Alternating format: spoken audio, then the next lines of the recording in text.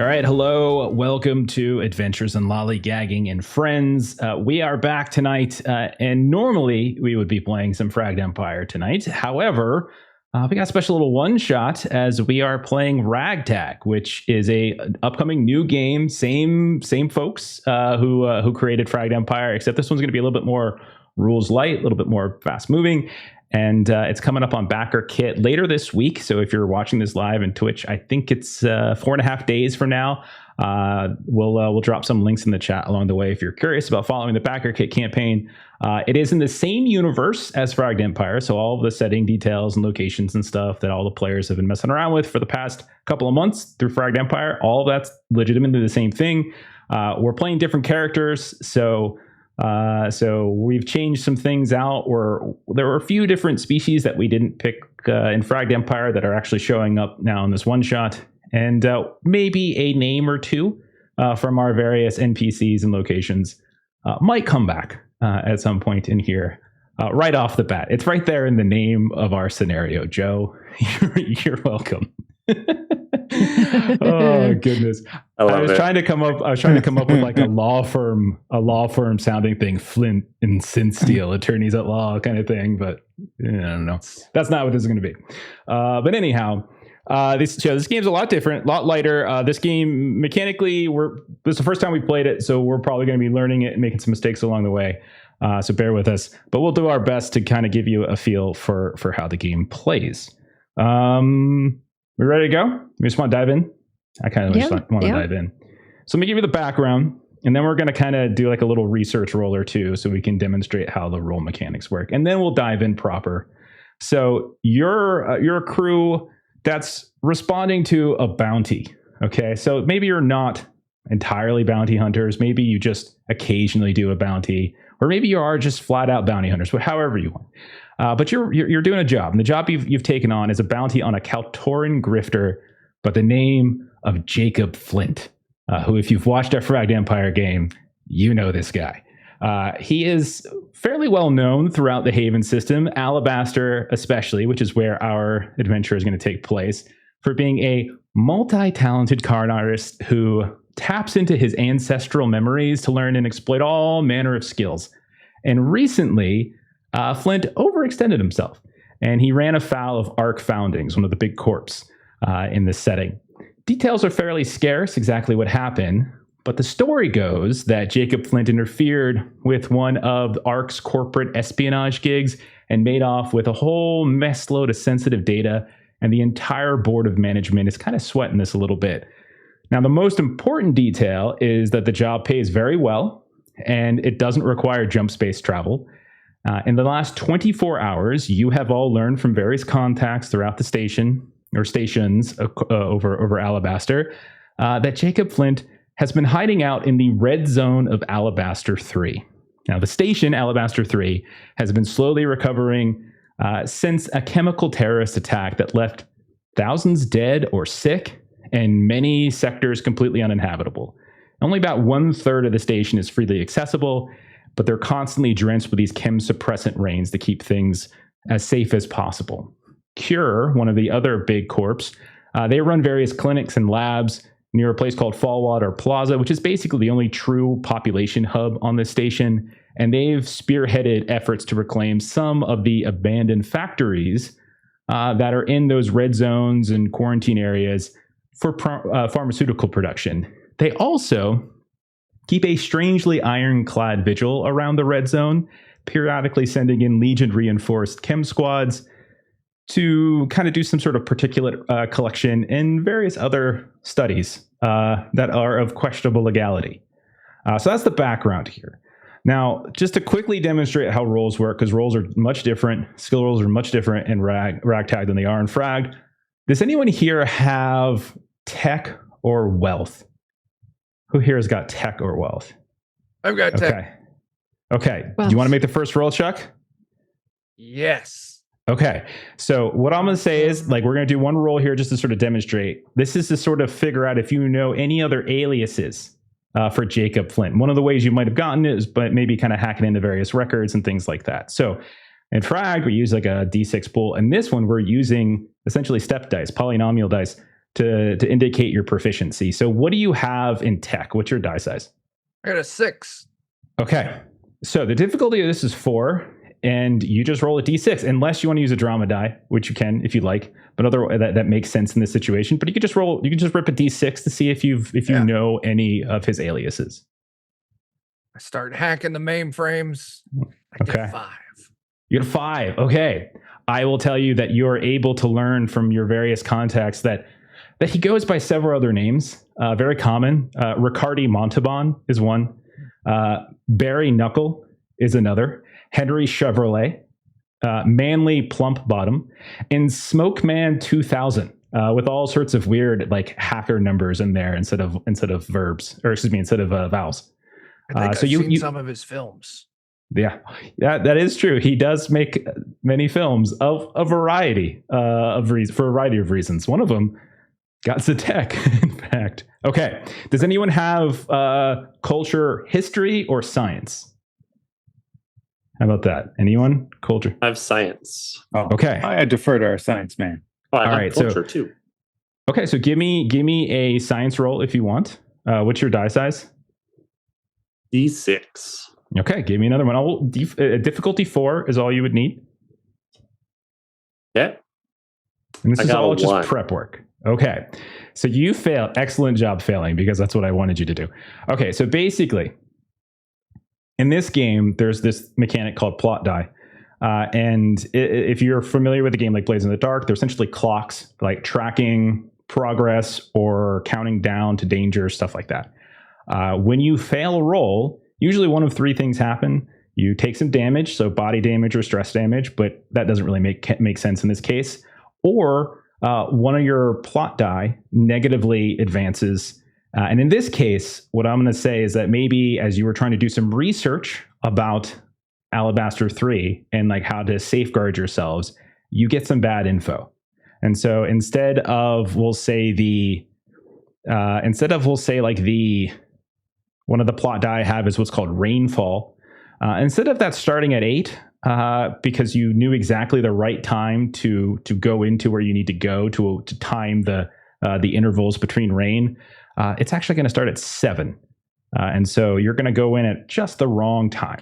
Does that make sense? Okay. And then last thing we'll do is, does anyone have social for a little bit more background? Yes. Okay. Yeah, social at a D6. All right, Melissa, go ahead and rip a social, see if you can get any additional background. Okay. This is all again. This is all background. Okay. Couple things you have heard in the scuttlebutt about Alabaster 3. Okay. Is that there is a surprisingly robust weapons trade that has sprung up on the rain-drenched streets, and it's all facilitated by the fact that there are a lot of criminal hotspots, cultural violence, and a great number of abandoned mineral processing facilities where some ne'er-do-wells are trying to like reclaim supplies and things to create some of these weapons. The other thing you've learned with a 5, since it's even better than I needed, you learn that sometimes there are traveling groups of Zao visit 3, but strangely, none have actually returned from the quarantine zones. Some folks, if you're like a glass half full kind of person, think it's because they've probably laid down some roots because they kind of handle the radiation and the sort of the chemical saturation a little bit better. But if you're a glass, half empty kind of person, it's because there might be some other kind of mysterious danger lurking in the red zones. Okay, so that's a little extra bit of information that you all have as you begin your adventure. Okay, and that's just a quick little view of the mechanics of how we roll. We'll obviously do a lot more of that as we go. Any questions? We good to start? Good. All right. Yeah. So let me get some music up. Okay. So we open up kind of cinematically style.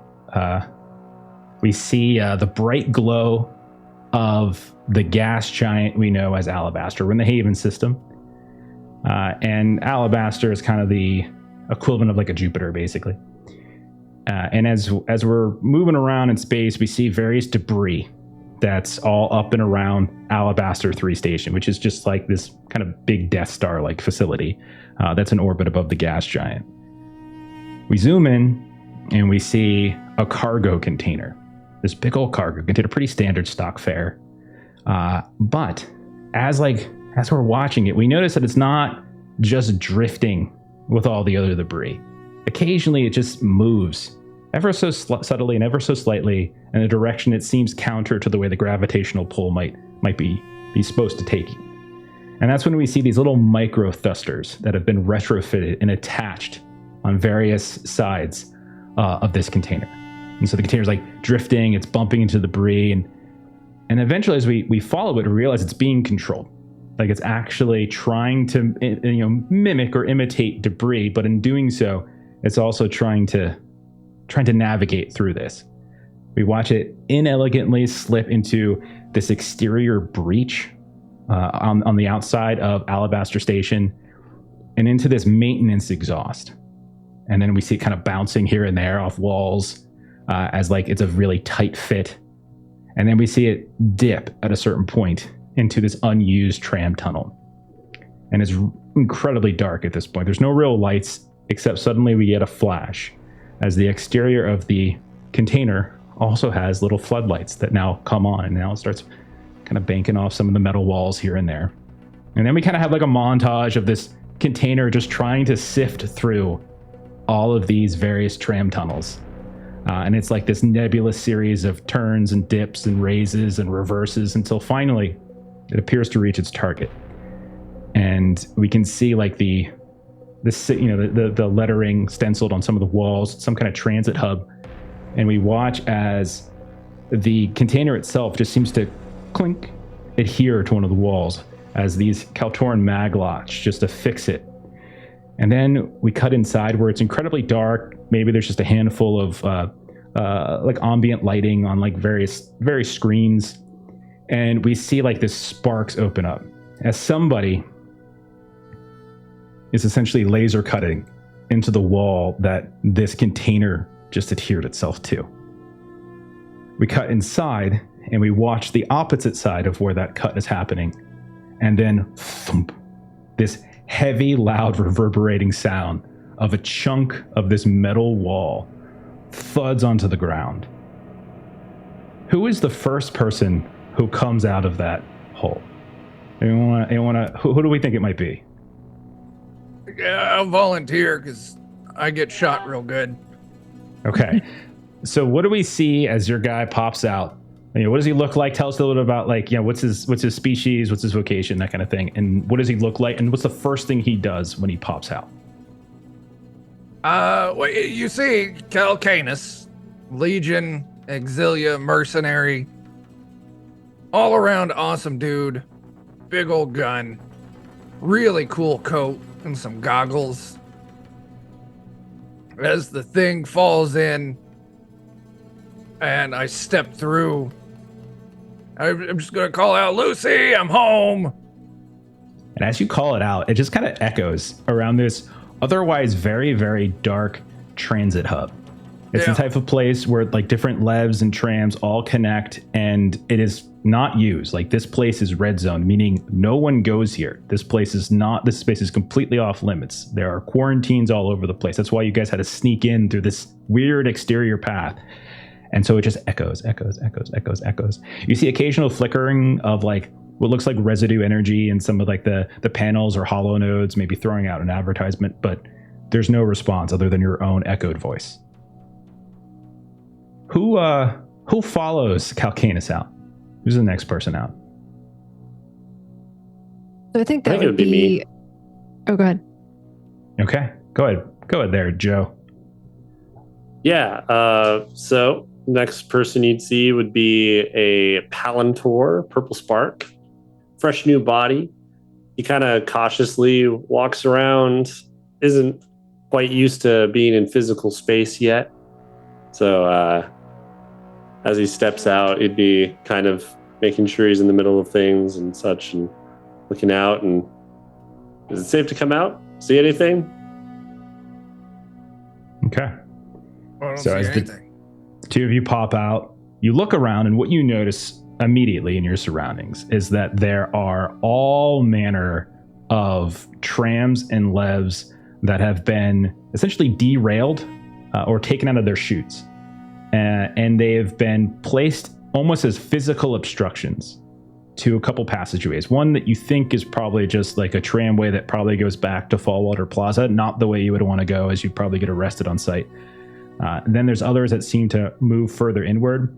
You can see that all around you, there are boxes, there's luggage.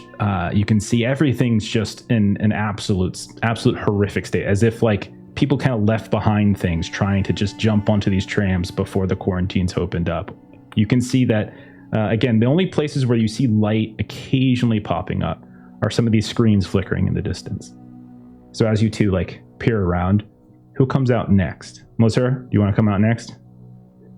Okay. Yeah, so the next thing that you would see behind is an emissary Nephilim. And so she's kind of fixing, kind of making sure that she's in good, kind of appearance. So she's kind of like floofing her, kind of curled brunette hair. And she's got this like kind of white, shiny outfit that's kind of like a capri pants with kind of thick boots, and then kind of a long sleeve shirt that's kind of zipped all the way up through the neck. And then she's got this like cropped short sleeve multicolored jacket that sort of crisscrosses and kind of buckles on the sides, and she's just making sure that she's got everything ready to go, kind of smoothed out, and sort of like waiting to make sure that some others have gone ahead of her and the way is clear before she's going to step forward. Does it all look good out there? Looks great. So far so good. Excellent. At this point, the three of you vaguely hear a somewhere like in the shadows. Like you can't see. It's in the distance. You can't make out what actually was making it, but it sounded like an engine humming or machinery going of some kind, but definitely something's active elsewhere in this large, think of it like an extremely big subway intersection, right? Where all these different trams and levs come together, and you can see that there's ways up and out of here. And then there's the trams themselves that go elsewhere into the station. Who's the first person out? Who follows your Nephilim emissary? Who's next? Okay. It's just the three of you then. All right. Bye. Okay, so next coming through is our Remnant space wizard, otherwise known as a 4-foot-tall anthropomorphic wombat with psychic powers. He is currently trying to find pieces of debris that he thinks will be good things to fling at people. Okay. Yeah, when you come out and you can see that your Palantor and Legion and Nephilim crewmates have already not made it a perimeter. I don't want to get too official, but you can see they're already keeping an eye out on things on the ground all over the place. There's all sorts of debris. You can see suitcases, luggage. You also see that there's a lot of crates that are stacked up almost in two perfect pyramids here and there. So like you could certainly go scavenging through those. That's not an issue at all if you wanted to. Okay. I want something good for bonking and something good for poking. I'll tell you what, give me a D20 for common loot. Oh, yes. I get to roll a loot check. I'm so excited. Give you a loot. Nice. I'm fine with this. One shot. Have fun. So I'm just going to do a D20 here. This is being funny. Give me a D20. 17. Okay. you find some cheap booze. So you open up one of these pieces of luggage nearby, and as you flip it open, you notice inside like someone was like smuggling some really crappy booze out of here. So you find, I'm gonna say 3 bottles. These are 3 items. So you all can like basically carry 8 items. So there's 3 items of cheap booze. Of course, that's where we start. Hey guys, I found 2 bottles of booze. Look at this. Holy shit! Wow. You found 1 bottle of booze? I'll take yes, your math is amazing, Carcanus. Well, yes. To that point, the 4 of you hear the sound of something deeper in the shadows. Hello, and it is almost like the perfect mimic of Calcanus's voice. And then, as you're kind of alarmed by that sound, who do we see come out last there, Maitre? Very upset that I have to follow that Jeremy's, but you know, that's to myself. Zira is Kaltoran Rascal Ace. She's dark brown skin and that signature 4 ears. Tons of facial jewelry. Her pride and joy being a nose ring that actually hooks to her ear that she had an old Twyford girlfriend make for her. She got this raggedy looking navy blue flight suit that's covered in grease marks and tied around her waist. And as she pulls up her goggles and put them on her head, her eyes definitely linger on Sag. Okay. She's looking extra hot, having just fluffed her curls. So, as you come out and you're taking stock, everyone's heads have basically kind of turned to track this sound. And then you hear from a different section of the darkness, you hear, "Hey guys, I found 2 bottles of booze." And it sounds exactly like Furbrayne's voice. And that's when everyone sees these lights moving and shifting, and you see these orbs, these drones, these like security type bots that are coming up over what looks like some of these wrecked chunks of debris in the trams and the levs and stuff like that. And you see them start to rise up into the sky, and they're like repeating some of the things that you have all been saying, but they're also saying like off limits, this area is off limits. And you see them flying around as if they're searching for you. What would you like to do? It's fine. I'm gonna hack these This things. place I pull is my rifle approved. out. Please enter. What does a tack scanner do? A tack scanner? Like a specific tack scanner? Did you get that from one of your loots? That from my starting. Okay. I think I got that as Boffin. The Boffin. So I think it has to do with equivalent. attacks against a target during combat. Yeah. Oh, I think okay. you get like So that's what it helps it's with. for tax. Yeah, I think it might give you like a bonus to attack rolls. Yeah. Okay. So what is everyone doing? There are 2 security drones coming at you right now. They have been repeating your voices. Who does what? And I want to remind you all that every time you do something, there's going to be some kind of clock that might be affected by this, some kind of plot die that might be affected by this. So what do you want to do? This thing that was cut out of the wall is pretty circular, right? Yeah. It's a big... I mean, it had to fit all of you, including your Legion friend. So it's gigantic and it's made from metal. Yeah.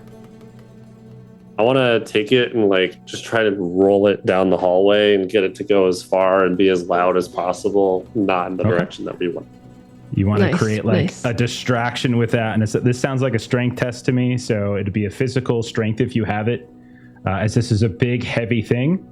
It is metal wall that was just cut out. So strength is a specialty. So in this game, we have general skills. So in this case, physical.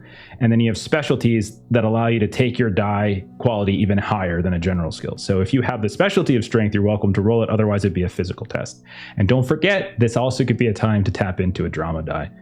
If somebody wanted to offer some teamwork. I don't have anything physical. And I was looking at teamwork. So let's do teamwork. Say, Calcanus, our Legion friend, to help me roll it. I use the bowl. It's great.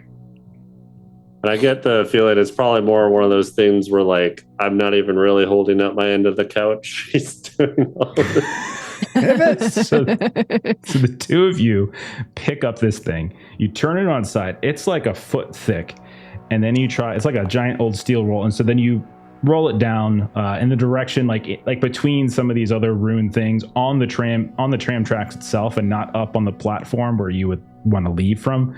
And so since you're using teamwork, it's a D8, and then it's your skill as well. So it's probably what, a D4? Is that correct? Yeah, I only have a D4. So I rolled a 7 on the D8. So I think that's a success. That is a success. So what basically happens is I have like little mini plot die for some of this kind of stuff. So right now, these you see one of these things goes chasing after that, and so that's rolls and rolls, and the two of you got a good hefty chunk behind it, and you see this roll and roll and roll, and one of them come back here, and it chases it. But there's still this second one now that is starting to float up in your direction. So Emmett and Calcanus took care of one. What about the second one? Does anyone want to do anything about that? So there were some lightly stacked boxes, right? Are any of them open?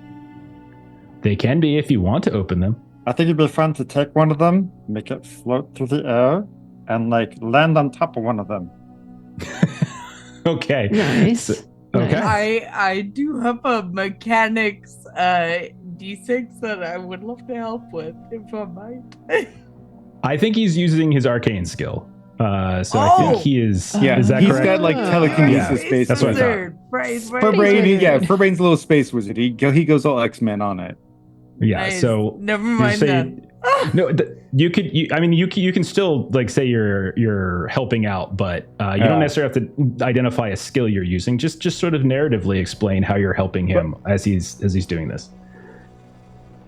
I'll just go and open a box and empty it out and be like, here, use this one. Okay. Got it. Let's do this. Okay. I'm All going right. to do this recklessly because I just chugged an entire bottle of whiskey. So I'm going to take a negative D8 drama dice. Okay. Okay, so you're doing this I recklessly. got this. Okay. Look at Okay. me. I'm Negative so D10. cool. Reckless is negative D10. Yeah, Oh, negative D10. I've got regular Okay. D8. And you're taking the lowest. So when you take a negative drama dice, you roll the two. So basically how drama dice work is like there's a category of them. Some of them are positive, some are negative. You can opt into using one if it like makes sense narratively. And if it's a positive one, you essentially get to roll 2 dice on your check and you take the higher. Yes. But if you take one of the negative ones, you roll those same 2 dice, but you take the negative. And so in this case, Furbrayne is being reckless. Kids, this is why you don't do psionics while you are drunk. Because I rolled a 7 on my D8, but I rolled a 3 on my 10. So I'm keeping the 3 Ooh. because this was a bad idea. Okay. I'm sure drinking the first thing that you can ingest on a place that's quarantined for It's been disease quarantined for a very long is time. a great idea. Nobody ever Absolutely. said you have to be Seal. smart to have psychic powers. It's right there in its name, Furbrayne. Okay, so this is what's going to happen. So what happens is like you lift this box up in the air and you go to lower it as you see this spherical shaped like security bot with lenses, with lights, and with cameras coming at you. And like, halt, security, halt, you are in a quarantine. And then you try to drop the box, but you realize the box, you did a very poor job of spatial orientation, and it's far too small a box. So it basically just lands on them like it's a hat. And they keep coming at you. And so I didn't think we could get in combat so fast, but we're already in combat as this thing is going to start zipping forward in your direction. So it has now seen you guys. And like you can see like all of its various scanning equipment is actually going. And it's got cameras and it's reporting that to somebody who you don't know, but it's reporting that like you're not supposed to be here. It is illegal for you all to be here. And so you see something like dispatching Chem squad, remain at your location. Do not flee. And so what do you guys do? So we'll say this is like so the way combat works is we alternate turns. So I'll say you guys go first, then they go second, and then you guys go first. Now, when I say combat, I'm just saying like you don't have to shoot if you don't want to. If there's other skills that you want to try to use, you're welcome to. But like we're in basically a structured time. So who does what? So Saguenay has a specialization in stealth. So Okay. Saguenay wants to try to kind of get behind it and maybe hope that this little box hat is maybe interfering with its perception a little bit to try to kind of get up on the other side of it to bonk it or do something else to it. Okay, so you're essentially trying to like stealth Sneak. around on Yeah. it. Okay. Yep. Okay, so what I would say is that if you're trying to Like you're trying to sneak around and you're not trying to attack it. You're just trying to do what exactly? Well, I wanted to stealth. So like if I can stealth, I think succeed at the stealth and then, okay. I think combo would work because combo is when when you're combining multiple skills together or working in tandem with an ally. So it sounds like you're using stealth and then one other skill. So you could do something like tech if you want to try to disable it, or you could do an attack, like if you wanted to attack it. So anything like that I think could work if you wanted to use your combo drama die for that. Okay, yeah, I will use my combo drama die for that, and I will make sure to mark off my combo drama die so I know that I used it. And then I will, so attack and tech are the same for me. I have biotech as a specialization, which I don't think will apply here. So no, biotech, these are mechanical. Okay, so first up is my stealth roll, which is a D10. Okay. And then D4 for the combo. Sorry, D6 for the combo. Yeah, that works. And you're trying to, so you said you're using an attack. You're trying to attack this thing? Yes. Okay, gotcha. All right. So I rolled a 9 and a 5. So it's a bonus, so I get the 9. Your weapon, what does your weapon allow? So what is your weapon target? Is 1 damage versus absorb. Okay, so let me check its absorb. That very much exceeds its absorb defense. So in the stat block for all these different enemies and stuff like that, there's a bunch of different defenses. One of those is absorb. Your weapon targets a specific defense that far exceeds its defense. So describe to me as you come up, and it's not a very strong bot. Describe to me what it looks like then. As how do you pronounce your name? Saguene? Saguene. Saguene. So describe how Saguene takes this thing out. I imagine that the box was kind of slightly askance to like the left side, and so she's just like with these super heavy boots doing this very exaggerated like tiptoe kind of pass just out of range, and then as soon as she gets behind it, she does everything with flair. She kind of reaches under that little kind of jacket that she's got, kind of the crop jacket, pulls out this fusion pistol, and kind of right behind it. So she's kind of at the level that it's at, and just like shoots it so it never sees it coming. And so you hear it transmitting, calling Chem, and it explodes and lands. And like you think you destroyed it before it was able to sort of transmit your location. So this type of thing, had it been able to transmit your location, it might have essentially ticked on their plot die. Okay, so you've distracted one, you've destroyed another. It's only a matter of time before that other one that chased after the Flintstones wheel comes back at you all. So when you look around, there's basically 3 ways out, one of which though you wouldn't want to take because again it goes back to the population centers. You would take like a tram line.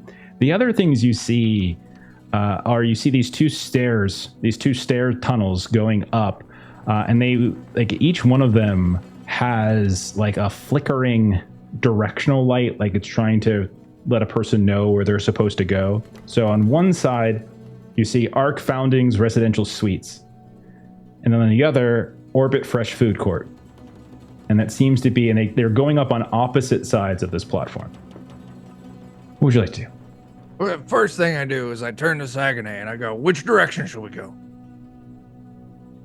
Oh, food. Hell yeah. And I run up those stairs. Okay. So you start running up the stairs. They are, and like these are, you can tell as you're running up them that they're somewhat corroded. Like you can feel there are these metal inlays. And like every time you take a step, you just feel it sag. Now it's not like snapping or breaking. It's built into some other kind of like SynthSteel kind of frame, but you can feel it sagging. And when you get up to the top of the stairs, you see a tunnel that is, it's got this arced, this sort of arced, bended series of lenses or series of screens that as you start walking past them, you can tell that the intention was for like personalized advertisements. Every now and then one of these like receptacles will pop out of the ceiling or the side, and they'll scan one of you, and then they'll try to project some sort of personalized advertisement, but you can tell that things have suffered. In addition to that, you can tell that there's also like this ever-present like fog that seems to have set in here, to the point where the further you walk away from this transit tunnel and down this corridor that takes you to this food court, the thicker and thicker it's getting. More than that, it's also discolored. It's like got this weird yellowish greenish tint to it. And everything is very wet and damp everywhere you're looking at. So what I'm going to do is, because we're moving between locations, I am basically ticking down various plot die just because we're progressing. And so I'm going to be ticking down a few things. So, because there is a timer on this, you are not the only ones going after the bounty. And so a few things actually start going down. This is just purely because we're changing locations. Eventually, though, you do come out of this corridor and you see it opens up onto a food court. Very much. You can see the logo of Orbit Fresh Foods, which is a subsidiary of Cure. And it is like a three-tiered food court, like an open atrium area. The bottom level, there's all sorts of places for seating, but then you can see there's two balconies above, like all in like hexagonal shape. But as you come into here, you can see that the fog is sitting very heavily on the bottom floor. You can still see that there are some seats and some tables and stuff that are knocked over this way and that, some broken kiosks, a handful of what looks like vending machines off to your right and left. Some of them have been knocked over and broke open. You also see that the bottom floor, there's a handful of venues. One of them looks to be like a couple restaurants and one or two entertainment centers. You can see that there's stairs going up to the next level. The whatever lift doesn't seem to be functioning currently. So this is what you see when you guys start peeking out from the corridor as you come in. A little bit of ambient light from some of the neon lights of the different restaurants. They're still functioning, but you can tell that the sunlight lenses at the top of the atrium are no longer functioning. What would you like to do? Well, we either got to get a snack or find this guy. Cameras around, like security cameras? You definitely see what looks like cameras. You can see these different receptacles here and there, but none of them seem to be moving or functioning. There doesn't look like there's a ton of power in the area. Right. Also, this food court has been quarantined for a very long time. Like this quarantine has not been like 3 or 4 days. It's been much longer than that. So stop trying to talk me out of eating the food here.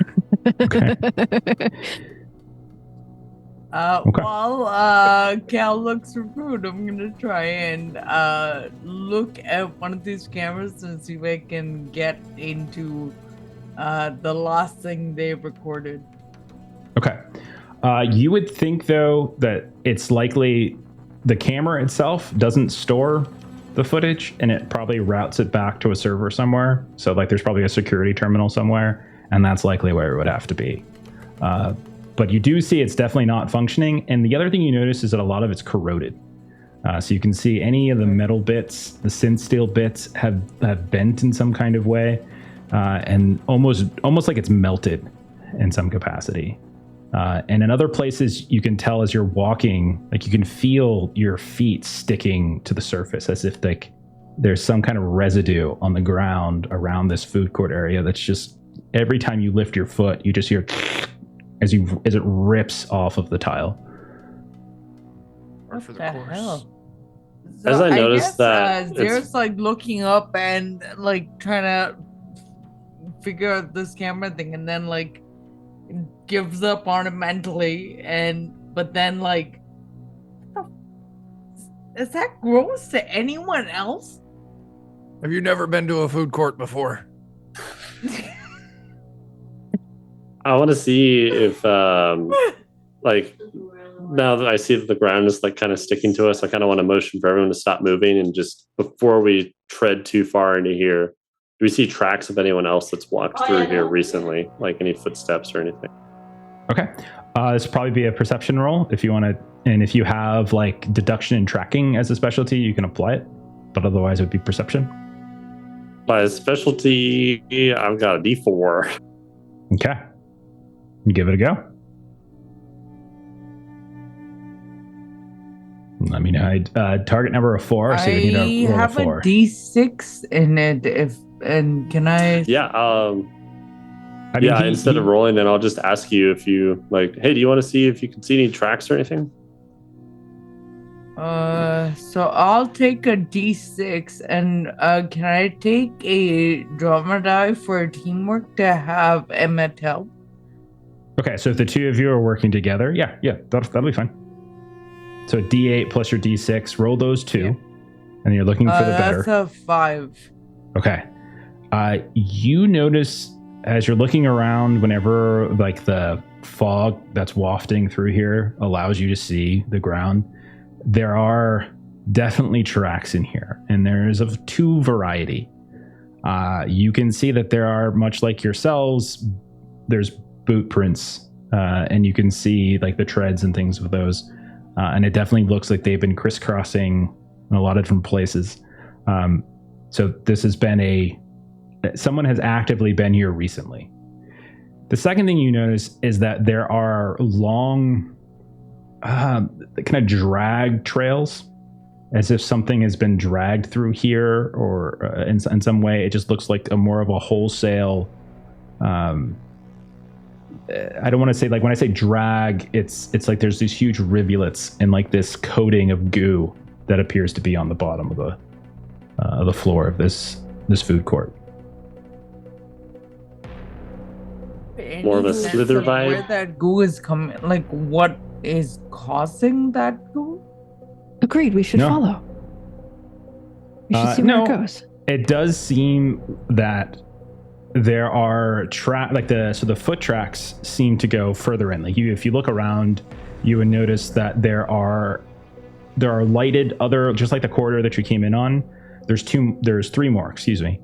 And above each corridor, there's like a flickering sign that's trying to redirect where you're all. One says the same thing you saw before, which is the Arc Founding Residential Suites. One says hospital, and one says SynthSteel mineral processing. So like those are the 3 different corridors that lead out of here. It definitely looks like the foot traffic appears to be going in the direction of the hospital area. The drag marks you can see are going into one of the venues at the bottom floor. So there's you can see that you track them over to a place called Slop and Go, which appears to be some kind of like fairly cheap cafeteria style eatery. When you look from a distance, and you might even be familiar with Slop and Go, it's probably a chain. Think of like a frozen yogurt place in North America, right? Or around the world, I guess. Except instead of you getting to go and the user pulls down the levers to get themselves yogurt, it's instead giving you mystery meat stews and various things like that, things of substance. And so that's what Slop and Go basically is.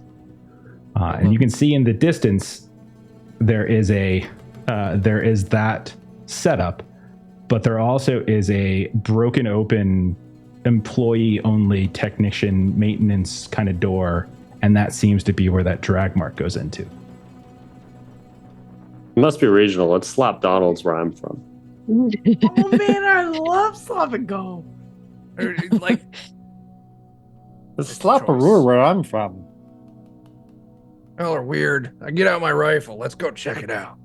Yes, indeed. I'm going to Let's pillage for follow. silverware. Okay. You're going to pillage for silverware? Is that what you said? And a lunch tray. Something that I can surf on, Okay. and some silverware to fling later. All right. So while you're doing that, I'll say give me a perception roll for that. So that like you're specifically searching for things. Give me a perception roll to see if you can find some stuff. I'll do that. And then everybody else is following Calcanus who's tracking the drag tracks. Okay. Yes. All right. So All right. Calcanus, you come up to this sort of maintenance employee only kind of door, which you can see has been It's definitely made of some kind of metal, except it has been forcefully opened. And you can see it's kind of bent and ripped off, and the drag marks seem to go in there. Well, there's an extremely buff snail that left this trail. I will After proceed you. carefully. That sounds like a fantastic idea. That matches the description of who we're looking for. No, you're looking for a Kaltoran by the name of Jacob Flint. Okay. I don't know if he's in here, guys. Well, here's the thing. If Flint's dead, the alpha predator in this area would have done it. And I gotta tell you, a snail that can rip a metal door to pieces, that's prime running for alpha predator. I follow your logic. Yeah. My And we logic should- is perfect. We should rule Okay. out whatever we can before we move forward. After So- you, Calcanus. Elsewhere, Furbrayne is over by like the various like kiosks where you can kind of self-serve your stuff, and you're going through to see what else you can find, and you succeeded, and you were specifically looking for silverware. Mm-hmm. I'll say you find like maybe if you're looking to like throw weapons or something like that. Sure. Five uses of silverware. Just put silverware times 5. Okay. Can I also have a soup bowl to put on my head as a makeshift helmet? I would accept Completely no useless. other options. Of course. Yeah. As you put it on, you didn't realize that there was actually something in it. And so you feel a warmth and a stickiness at the top of your head. But it could adhere to your head much nicer. So it's going to be harder for the hat to fall off now. You don't need a strap anymore. That's true. Okay. So Calcanus, you push into the back. Yep. Sagana, you're following. Emmett and Zara following as well. Okay. Yeah. Calcanus, you're up front. There's the fog that's kind of permeating as well. And you can see that back here, there's all sorts of machinery. And there's all these big vats. And all of them seem to be connected via these tubes to the various dispensers where you can get your meat slop on the outside. And you can see that some of those vats have been cracked open, but whatever was inside of them, and they're huge vats, they're like a good 8 feet tall and a good 5-6 feet in width. Whatever was inside them didn't spill out into the ground, or at least it's not there anymore. You also hear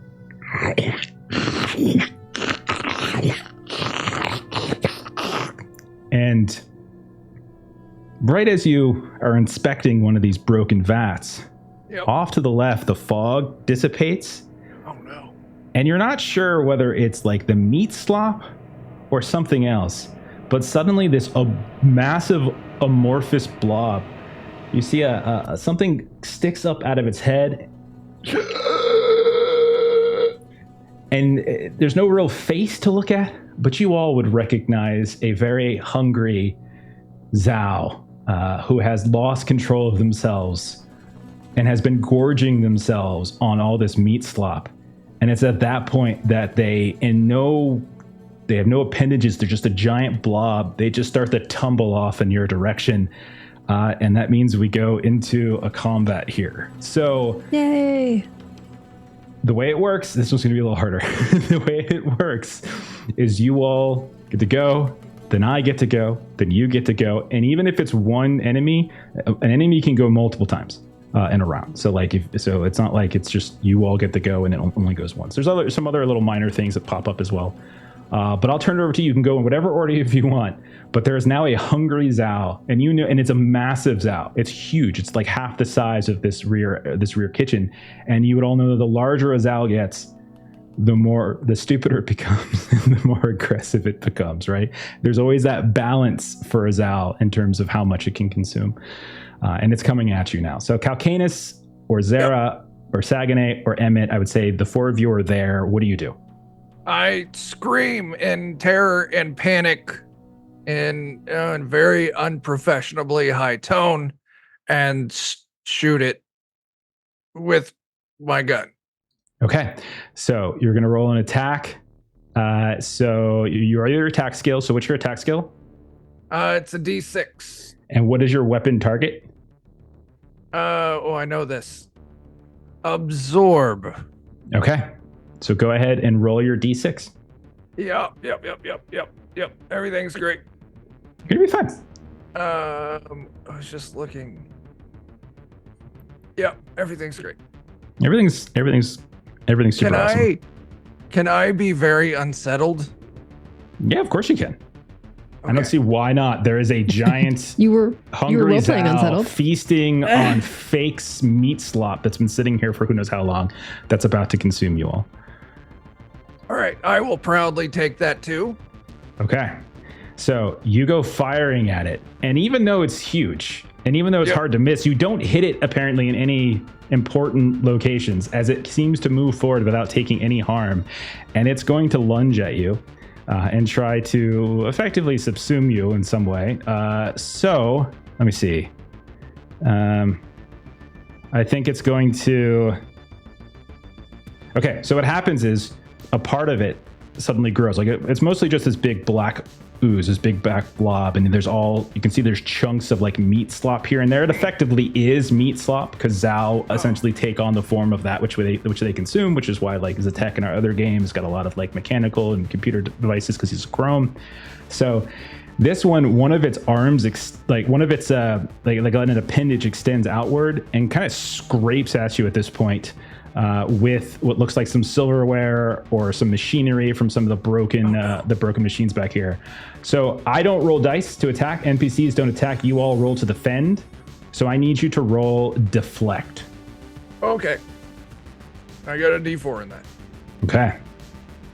Ruh-roh. It's fine. I only got to roll a 4. I rolled a 3. Everything's great. Okay. So Calcanus, as you're firing wildly at this one section of it, you don't notice that this other appendage has grown on this other side and sweeps down at you. You're going to take 1 body damage. Yep. Okay. And I would also say that it's ham flavored. The other thing I should point out, by the way, is that every time you fail a test, you suffer body stress damage or a plot die advances in some way. You failed your attack. So I'm going to say take a stress damage from that as you're firing wildly from it. Okay. So it's now back to you all. Anyone can go, except for Calcanus because he's already gone. He can't go again until everyone's gone. So who's next? As he is now being attacked by the Zal. So we're in the back of... sorry, go ahead. Oh, sorry. I was going to say, we're in the back where they have like all the vats of meat stuff all these or whatever. Big vats, a couple are broken, a couple are intact. Machinery that connects to the dispensers out front. All of that's back here, but everything's in horrible disarray. But yeah, that's what's back here. I'm looking for like, is there like a comical hose that just gets dropped into the vats to dispense the slop? I just want like something to suck this thing up. And I want to. You want to try to? So you're going to try to do like an improvised attack with like a hose? Yeah, something that's designed for sucking up all the slop to feed it to people out there. Yeah, there's definitely those tubes that connect from the vats to the dispensers. Sure. So go ahead. So just give me an attack roll, we'll say, or if you want, you can use a different skill. You don't necessarily have to use an attack skill. So if you think like mechanics, for instance, would be useful here if you have it. To try to like get one that's connected. Falls under tech. Would I roll a d6 if I have a d6 in tech? You would roll tech. You can always roll your general skill, so you can roll tech. Yeah. Okay, cool. I'll do that. Yeah, I think that fits under tech.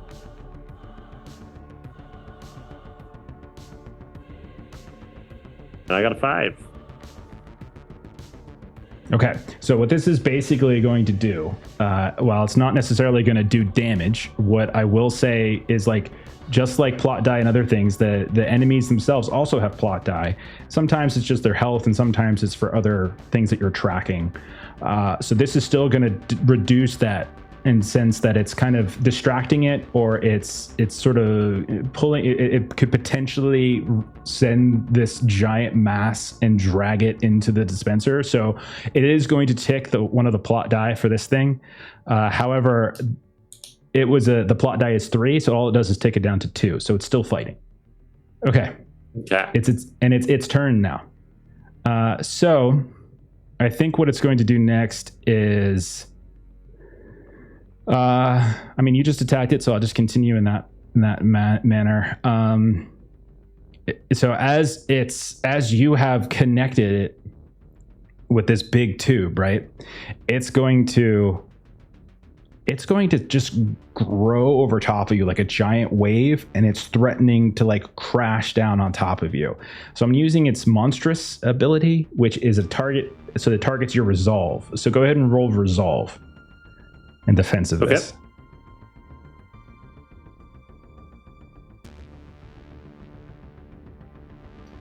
I just have a D4 for that. Okay.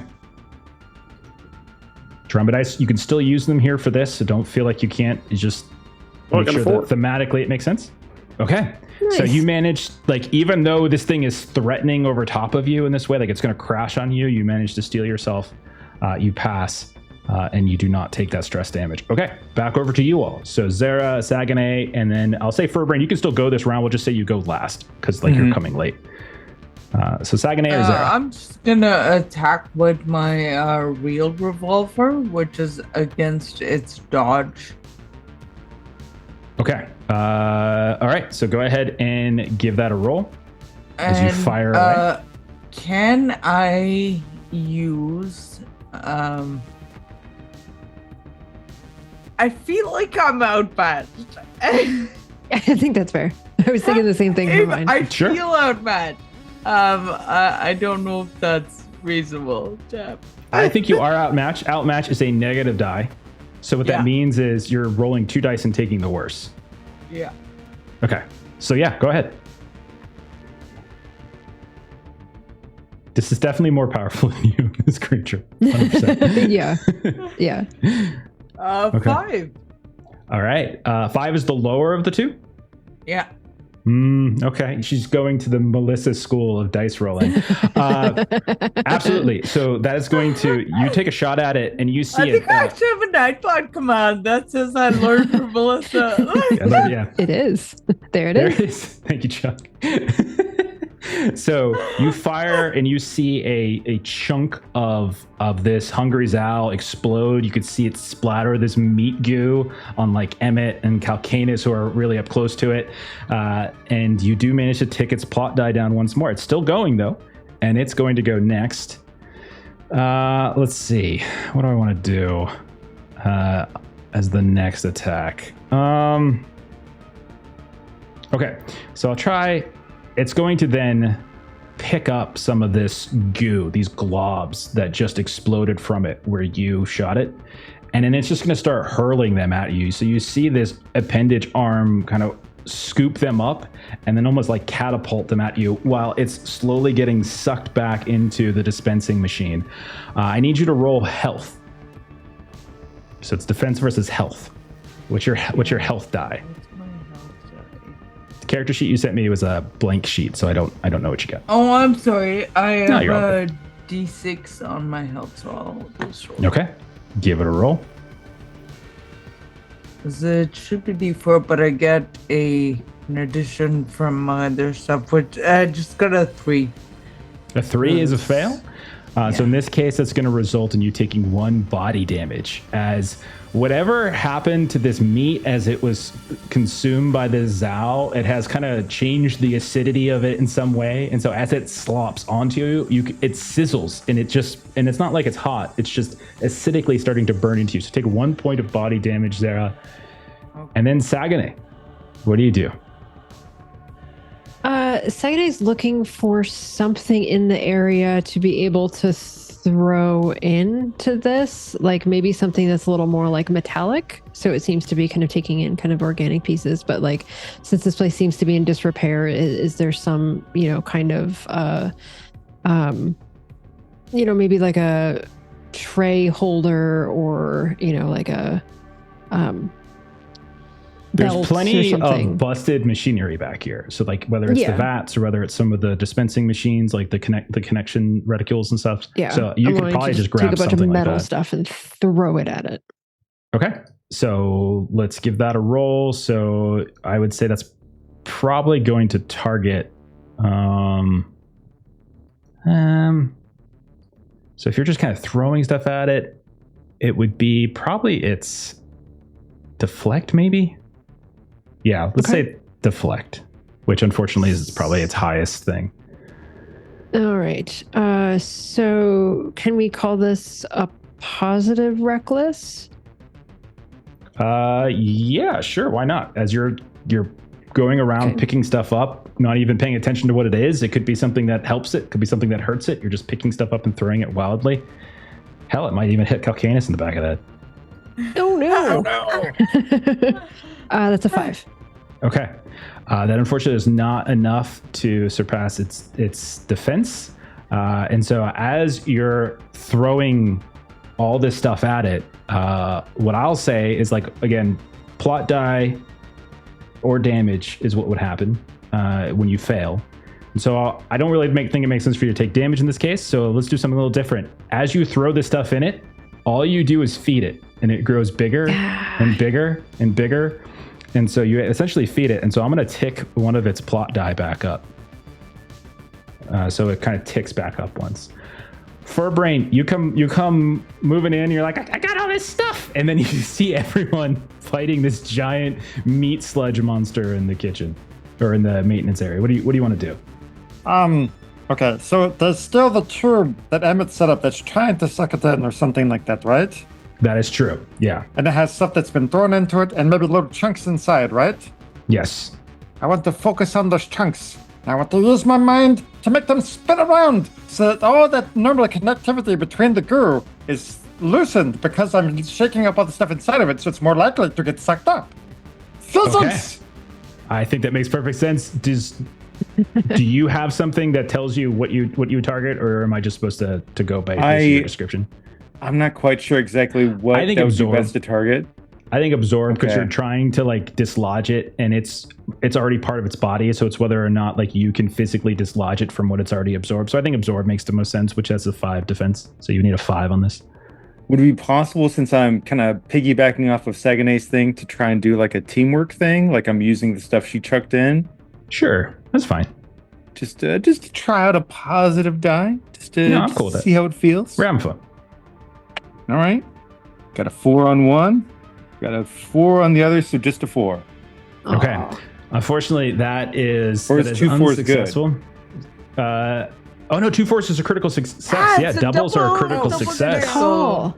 That's right. Good memory. So hang on, let me go back to that. So critical success, it's only when you add a drama die. You need to roll doubles. So if it was an attack roll, you gain +1 damage. Otherwise, it gains an additional positive narrative outcome. So what basically happens is like this works exceedingly well as like you essentially create a blender inside of its body, kind of tearing it up, and it kind of gets everything to be kind of loose. And once it's loose, it seems to funnel into that into that tube so much easier. Science! So it's not dead, but it's definitely in a state. It's probably going to be able to eat its way out, but you all have effectively neutralized it for now. And as long as you don't linger for too long, you could probably get the hell out of here and not have to worry about it anymore. So we leave. We should leave. Back like a tree. This- Yep, I'm good with yes. that.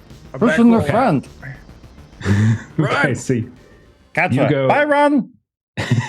You go scrambling out. You go scrambling out, and you're back out in the main food court.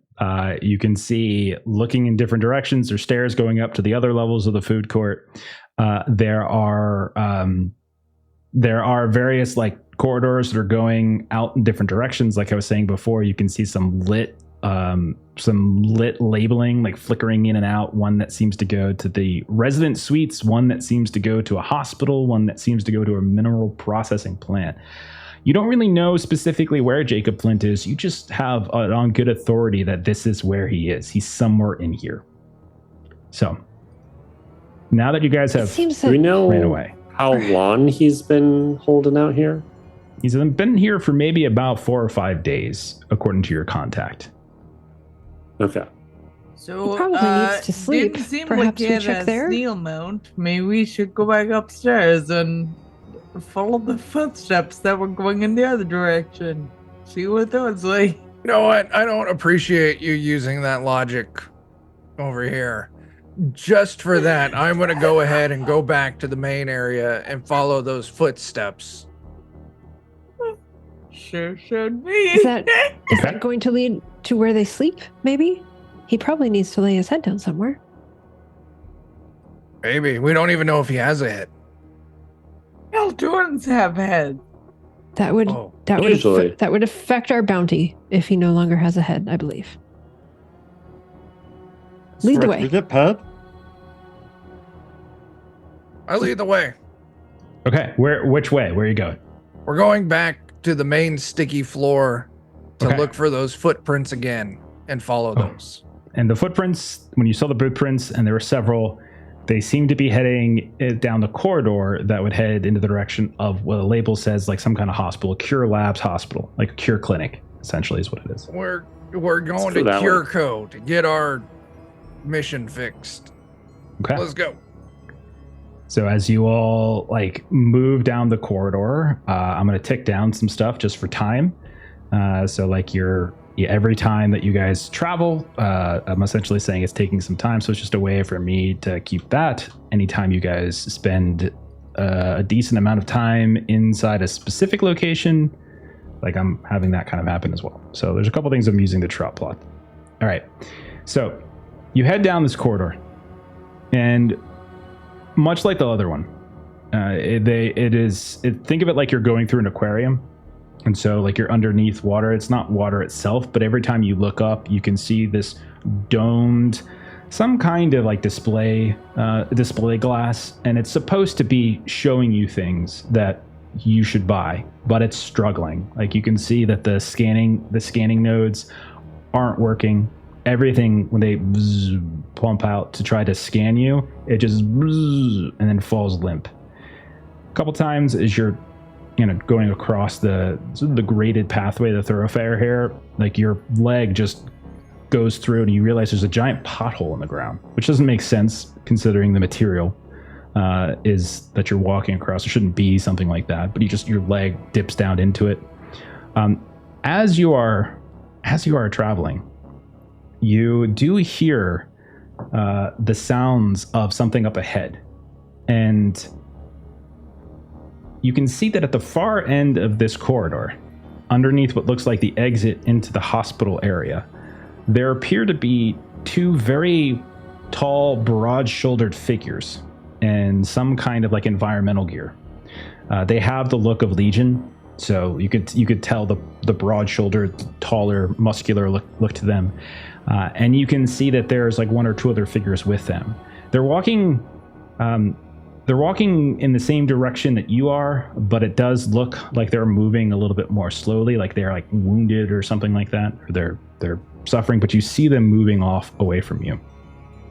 What would you guys like to do? Maybe they're infected with that stuff. Or we can tell them we know what Jacob Flint is, and we're willing to cut them in because they're so big and strong and we're scared of them, right? But then we actually send them back to the Gru monster. Yeah, but I could go talk to them. There's two of them and one of me, so we're outmatched. I will go with you. And I do have some good, decent social. But it still doesn't change the numbers. There's just two of them and one of me. I want to kind of get a better look at them to see, like, you said they're walking like they're kind of sick or like wounded. Yeah, they're like limping and things like that. One or two of them are. Yeah. If you would like to try to sneak up on them and get a better look, this sounds like you're trying to do some kind of stealth roll, which is probably what I think that's under. Actually, maybe do speed. Perception. Or perception for stealth. I think either of those would probably be useful. So physical speed or perception stealth. We could teamwork it. I've got stealth and I still have my teamwork die available. Sure, yeah. Emmett, we could teamwork it. Yeah, How does that look? How does that look as you two teamwork together? How big are you, Emmett? He's like normal size. It's like a humanoid robot Palantor body. So I'm imagining that Saguenay is, kind of like stepping and, kind of doing motion so that we're kind of stepping at the same time, so that we're kind of very quietly sneaking together. So she's kind of giving the right, left, but kind of in like the little signals. So we're kind of stepping at the same time quietly. And it was kind of a group too. So I'll say like, I'll look at the ones more on this side. Like I'll get closer to this guy and the other, and we'll meet back up. Okay. So who is going to do the roll then? Who's doing the roll with the teamwork die? I've got the teamwork die still available. So yeah, I don't have my teamwork die, so you'll have to do yours. And it'd be a D10 and D8 for stealth for me. Nice. Okay. That's a 10. Yeah, that's plenty good. Yes. So the two of you sneak up, and you stay like crouched down because remember there's that kind of ever-present fog. There are a couple kiosks along the way that are physical and standing up. Some of them have been keeled over that are kind of advertising like a band, or they're like at a venue, or they're advertising some product for this company or that. And so you're able to use that every now and then. When you get up a little close, what the two of you notice are that they all, there are two large Legion, one of whom is limping, so you can tell one of them has suffered a little bit of damage. They're wearing matching uniforms of some kind. They're Cure branded. You can see one of them has some kind of canister on their back, could be a flamethrower or something like that. You see next to them is a Corps like a Vargarshan, dressed in similar gear, just smaller, scaled down a bit. Again, Cure logos or stuff on it. And you see, like, moving along to the side of them is this mass. It's a relatively small mass. It's not as big as, like, what you just saw inside of that restaurant, the Slop and Go. But you would recognize a Zao when you see one. You also see that the mass, even though it's not, like, bipedal in form, it has shape. It's got legs, and they're kind of moving in this sort of squat way. And it does seem to adhere to the whole has a mass type of thing. But you notice that it also has some kind of piece of tech or machinery on the back of it. Like it's this little panel, and it's kind of pulsing here and there. And the four of them are walking in the direction of this hospital area.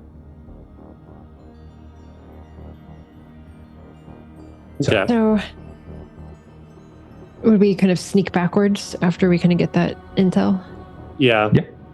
I was kind of just worried that they were like infected or something, because there's all sorts of weird disease stuff going on. And one of them is limping. Yeah. I wanted to make sure that it wasn't like a zombie limp. Yeah. So I would say that Saguenay would kind of report back to kind of the group.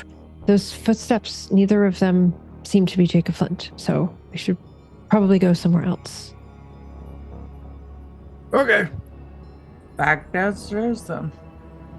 Perhaps the housing? Yeah. Okay.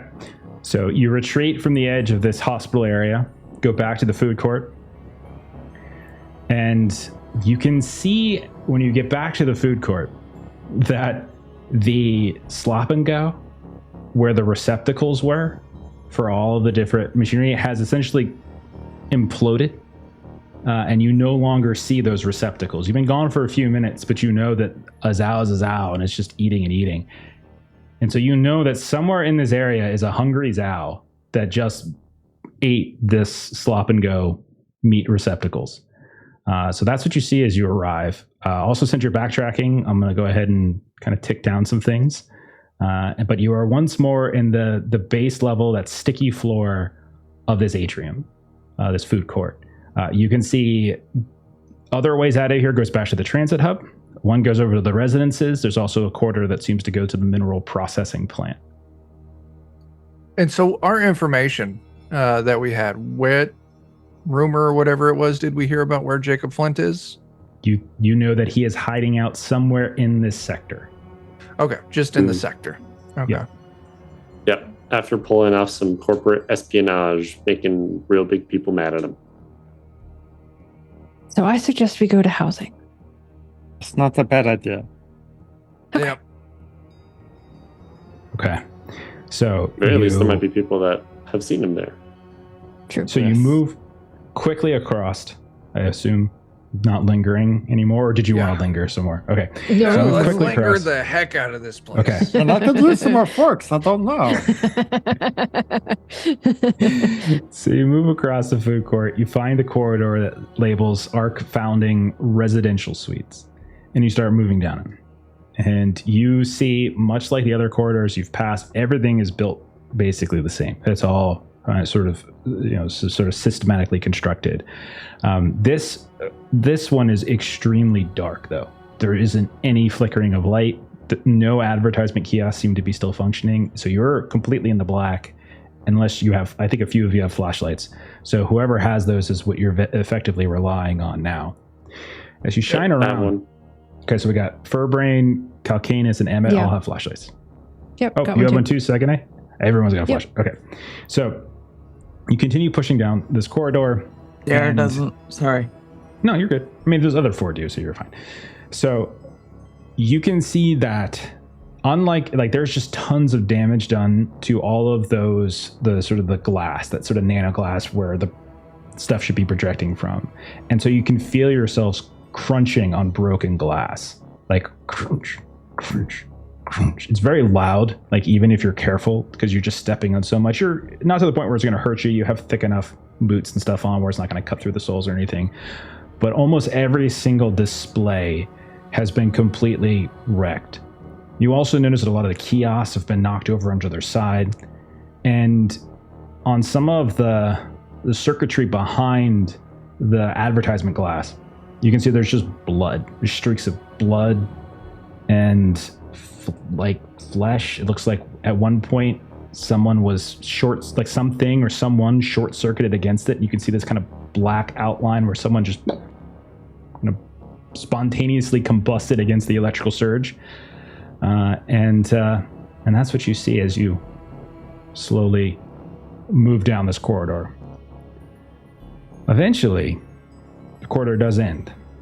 And when it does, you can see it opens up into what looks to be like a cylindrical chamber, goes up extraordinarily high, much like a previous room. This sort of pseudo sky panels that's supposed to be at the top to simulate the night-day cycle, no longer functioning. So there's no light, there's no dark, there's no stars, there's no sun, there's no clouds, there's nothing like that. There are some scattered lights here and there, because what you can see in this cylindrical chamber, it goes up maybe 4-5 stories or so, and there are these runs around like a donut of what appear to be SynthSteel prefab housing. They're effectively the size, or actually even smaller than the container that you all snuck in here in. They're more like these cubes, and these are the residential suites. You notice that some of them, when you first come in, they're bedecked with these old faded logos of this company or that. Most Arc Founding, it looks like. A few of them have windows that have been cut into the metal. And you notice that there are some metal staircases that are protected by these security checkpoints and kiosks that go up to the higher levels, and there's catwalks. There's these, but a lot of those seem to have degraded or corroded. So travel in the upper levels would be a little bit dangerous, but not impossible. And you can also notice that there's graffiti on a lot of these doors and these homes, and some of them are this red diamond, and then all over the place are suitcases, piles of clothes, various trinkets, trash, debris, etc. In this area. And that chem fog still seems to linger. What would you like to do? Can Saganay roll some type of culture check or something to see if she might have any idea what the red triangles might mean that are sprayed on the door? Absolutely. I think a culture check would be fine. I would take a science or a medicine type of test as well, if anybody has that kind of skill. Anybody got anything else? No. I got a plan on science. how I'm going to search, but I'll let you keep going. What do you got, Saganay? 2. So, 2. Okay. So, what I'm going to say is this is Okay, I'm gonna say you're gonna get some false and like you would know that you failed, obviously, but like the idea of like plot die and stuff like that. So what ultimately this is going to do is maybe you're just delaying, like you pull out one of your data pads or something like that, or you're exploring too many of the same cubicle on the first floor that's just taking too long. It's maybe stalling some of your others. Sure, and so what I'm going to do is I'm going to reduce that plot die for the lost bounty, for the bounty getting away, one way or the other. So that's what I'm going to do. So it just kind of slows you down as you try to figure it out between looking stuff up, trying to get a signal, trying to assess what do they all have in common. And she's very snotty about it. Like, I can figure this out. I know what these mean. I just need a bit of time. I just need a bit of time. And then, no, I can't. I thought I could find. No, I didn't. Anyone else have any idea? Someone else must have a good idea. I got a great idea. Go for it. I'm just gonna pick randomly and throw a door open to see if he's in there. Okay. I'm gonna roll a little die here really fast. Okay. Would this be like a perception? If you're doing it randomly, if you're just trying to kick a door down, I would say strength is probably fine. Okay. I was looking to leverage the lucky drama die, and I will absolutely use strength on that because that's a 28. Oh, yeah, nice flavor on the drama die. Okay. So give it a go. I got a 5 and a 1. Luckily, it was a positive, right? So it's a 5, yeah. So you rolled a 5. Nice. All right. Yeah. You're very quickly and easily able to kick this door open. And when you open it up, the sad news is that there doesn't seem to be anyone living in here. As you can see that there is a body laying on top of a bunk in here, and long dead. It stinks in here. Absolutely stinks. You do notice that there is like they have some weapons. They're kind of crude, but you also see like an ammo cache or two in here. So that's how I'm gonna leverage like your lucky here. So we'll say I'll give you 2 rolls on the ammo cache. So we'll say a weapon type of your choice regains all of your spent ammo. So whatever it is that you've been spending, because you shot your weapon, I think, a couple times, right? Yeah, I did. Yeah. Okay. Fantastic. And then you can also give this over to somebody else too. I don't mind. And then you notice that like an ion or a microbot or a particle, as I drop my pen, a phase or a plasma cutter, all like one of those can all regain. So you can see like. I don't know who has those kind of weapons. I certainly don't. But if one of you has, I don't need any. I didn't use it. I have a soup bowl. I'm going to resupply his soup bowl. Okay. I'll just put a random ion reload in his soup bowl. Okay. I'm gonna throw that in somebody's face and be so happy. So I do a deduction and tracking and take the wounded drama dice because I did take 1 body damage. Okay. So yeah, you're kind of limping around and you're looking. You're specifically like looking for tracks again? Yeah. Yeah, that sounds good. Go for it. You guys are just like mowing down the drama dice. We're talking about a dramatic bunch.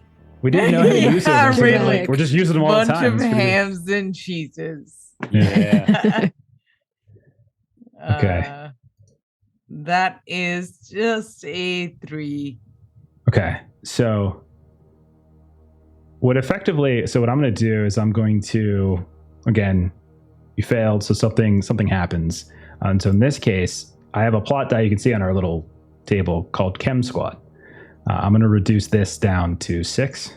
And the reason is because as you're tracking around, Zara, Kalkanis just knocked down a door going into one of these like little cubbies, these suites, as they're called.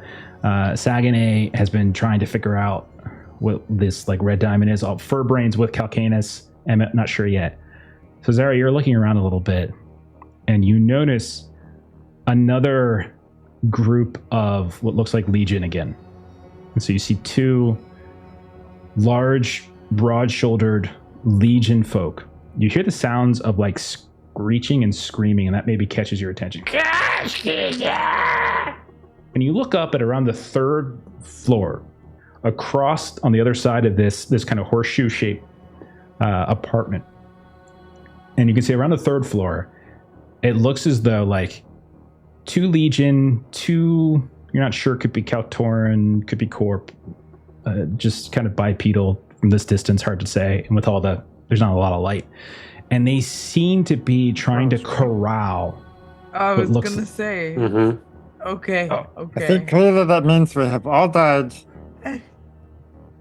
Oh, Jeff, you froze for all of us for like 20. Did I look like this? Was my hand up like this? Yeah, Okay. you're back.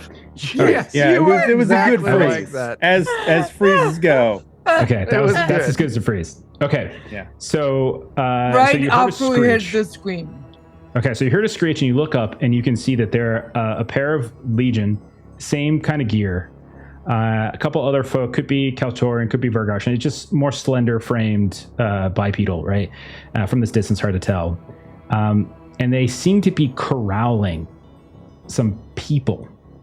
But the people who are moving around, they're moving around almost like on all fours. Like it's more like this, that like, again, they look like people, like they're like, "Wah!" And you hear like some kind of like electrical, and then like this scream happens after that.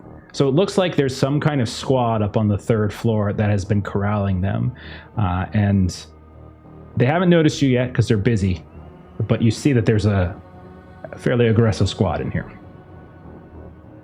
We should leave. Zara kind of panically will reach over, and I think Emmett's right next to her. That's fine. Okay. Emmett! Yeah. And she'll kind of point. I'll use the unsettled dice in real life. Because that is the look on her face when she's pointing for you to look. You see Yeah, it. I'll look at them like, we should leave. I don't want to deal with them. What the fuck do you think is going on? Probably something to do with why the whole place is quarantined. Yeah. I think people get pretty messed up by all that. And I don't want to figure out what it does to robots. So we should be going. Okay. So you two retreat back to where Calcanus and Furbrayne had knocked a cubby door open. Saguenay, you join them as well. It is one of like that red diamond piece of graffiti was drawn on the door that Calcanus knocked open, and that's when Zara and Emmett come rushing in to where the 5 of you are now, like kind of going through this like ammo cache and getting these various pieces of items, and you hear that echoing, the tail end of that echoing screech, and it kind of cascades, and there's more than one voice that comes out too. So that's where you guys all are. Are there any like discarded paint cans or anything of that red? Let's see. He used Lucky. I mean, Calcanus said he used Lucky, so I'll carry that over. Yeah, we'll say that there is. It's not so much a paint can, but it looks like it looks like a kind of an airbrush kind of thing. And there's like a. Mm-hmm. It looks like there's some capsules that likely can be injected into an airbrush to paint it. Okay. My guess is this is how they're tagging places that they've checked already, because the places we looked in that have this are like full of dead, messed up people. So if we want to hide, we should like find a spot and then spray this on the door and wait for them to pass. That is very Okay. smart. Yeah, we can definitely do that. Genius. So I'll like pick like a little Okay. side area cubby or something that looks like we can close the door on it, and I'll just start spraying that symbol. Okay. I'm gonna want to roll for this. You can do, looking at the options. I mean, obviously we could just do a stealth. That's fine. But I'm open to other options, since it's more about deception as well. Even though it's not like verbal, you're still like creating this this idea of like this is a place that's already been checked. So you can do a deception if anyone has that. Either one of those I think makes sense. I've got deception as a specialty. Okay. Oh, sweet. So you can, and you were studying these diamond shapes, so you can probably best, make that sign, make that symbol. Okay, so yeah, give that a roll. And since that's your specialty, a 10. Okay, you make this perfect little roll, or perfect little diamond. You kind of spray on the inside in this kind of haphazard fashion, and then you all hunker down in one of these cubbies. And you're just like watching. You're just like waiting and watching, right? As they come down. Okay. Yeah, we want to not get poked and prodded by these guys. Okay. Agreed. Since you all are just hiding out, I'm going to go ahead and reduce the clock on the bounty lost and on the rainfall as well. But I'm going to up it on the chem squad. So as you watch this chem squad moves past you, you see them come down, you hear their footsteps, you hear like the creak of the catwalks and the metal steps. You hear them kind of shout to one another, like commands and stuff like that. Anyone trying to peek out the window in these cubbies can see 2 Legion, both of whom have like riot gear like tanks or shields, excuse me. You can see there's 2 either most likely corp, carrying what looks like rifles of some kind, and they have some kind of like stun baton like hanging from their belts. There's also a Nephilim. You can see this tenebrous, monstrous Nephilim just kind of scurrying along with them, right next to another one of these Zao that you saw just like in the corridor going to the hospital. And again, they also have one of those weird little devices like adhered to their bacterial self. And they are hurting and now dragging what looks like 3 corp individuals. They look infected. They look like their skin looks green and malnourished in some way. They look sickly. You think they're alive, but they're kind of writhing around on the ground as they're being dragged from behind by one of the Legion. And they move past you, and they go into the corridor that you took to get here. So it looks like they are kind of heading... Actually, no, they go out a different corridor. And I would give it to you, they're going to the hospital. There's another corridor in the residences area that goes out towards the hospital area. Okay, so there's the one that goes to the hospital, one that we came from. What other connections are there out of here? So in terms of exits out of here, you notice that there are corridors heading to the transit hub, one to the food court, one to the hospital, and one to a hydroponics garden. Let's go there. Well, I mean, yeah, I'm not saying no by any means, but I'm just thinking if Flint's a smart guy and he was looking for a place to hide here, a place with a bed would be fantastic. And we know that up the stairs is looking super sketchy, especially if there's Legion hunting around for him with all that heavy gear. Maybe we looked in the place that's not easy to get to. I think we should probably do a thorough search here and make sure that we haven't before we move on to the next place. Yes, so you're saying we should profile him and use our sense of psychology based on what we've learned about him. Can't you just fly up there and look around a little bit? I could, but it's much more fun to pretend like I'm being very serious. I grab Furbrayne and I just yeet him up the stairs. Wow! Okay. You yeet him up the stairs, and he goes flying up to the 2nd level. And as you land essentially on a catwalk that immediately sags and starts to like give way. Like you can feel like just this tiny little bit of like heavy weight has caused it started to sort of sink a little bit. You can feel it's pulling away from the way it's attached to the wall. Like in seconds, you think this thing's going to rip free and you might fall and go tumbling down to the center, this little courtyard area at the base of all of the apartments, which could make a lot of noise, which could also make so much noise that chem squad that just went down the corridor could hear you. So, Furbrayne, how do you want to handle this? Well, to handle the immediate issue, I want to take my food tray from earlier and just have it levitate.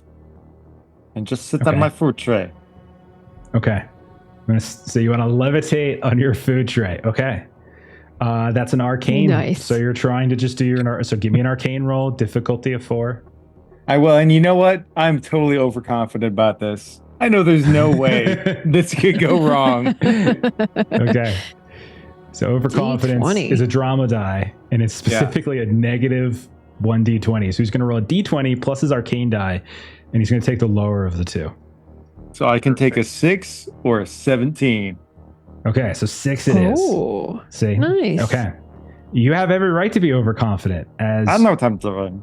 you quickly cast. Well, The tray hovers. Expect to be the far down. Stupid Legion.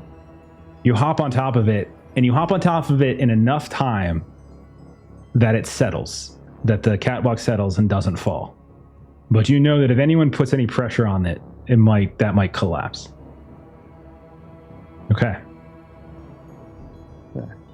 So can we kind of, those of us that are down here, can we kind of make sure that we check more of these and make sure that he's not hiding out in any of these? So you're searching around. So this is more than likely perception. But if you have something else that you're trying to do while searching, if you think there's a different skill or a specialty that you want to use, go right ahead. But perception is the default, I would say. I'd love to say stealth, that I'm trying to do it quietly. Okay. So as not to draw attention of the other dudes. I'm okay with that. Okay. And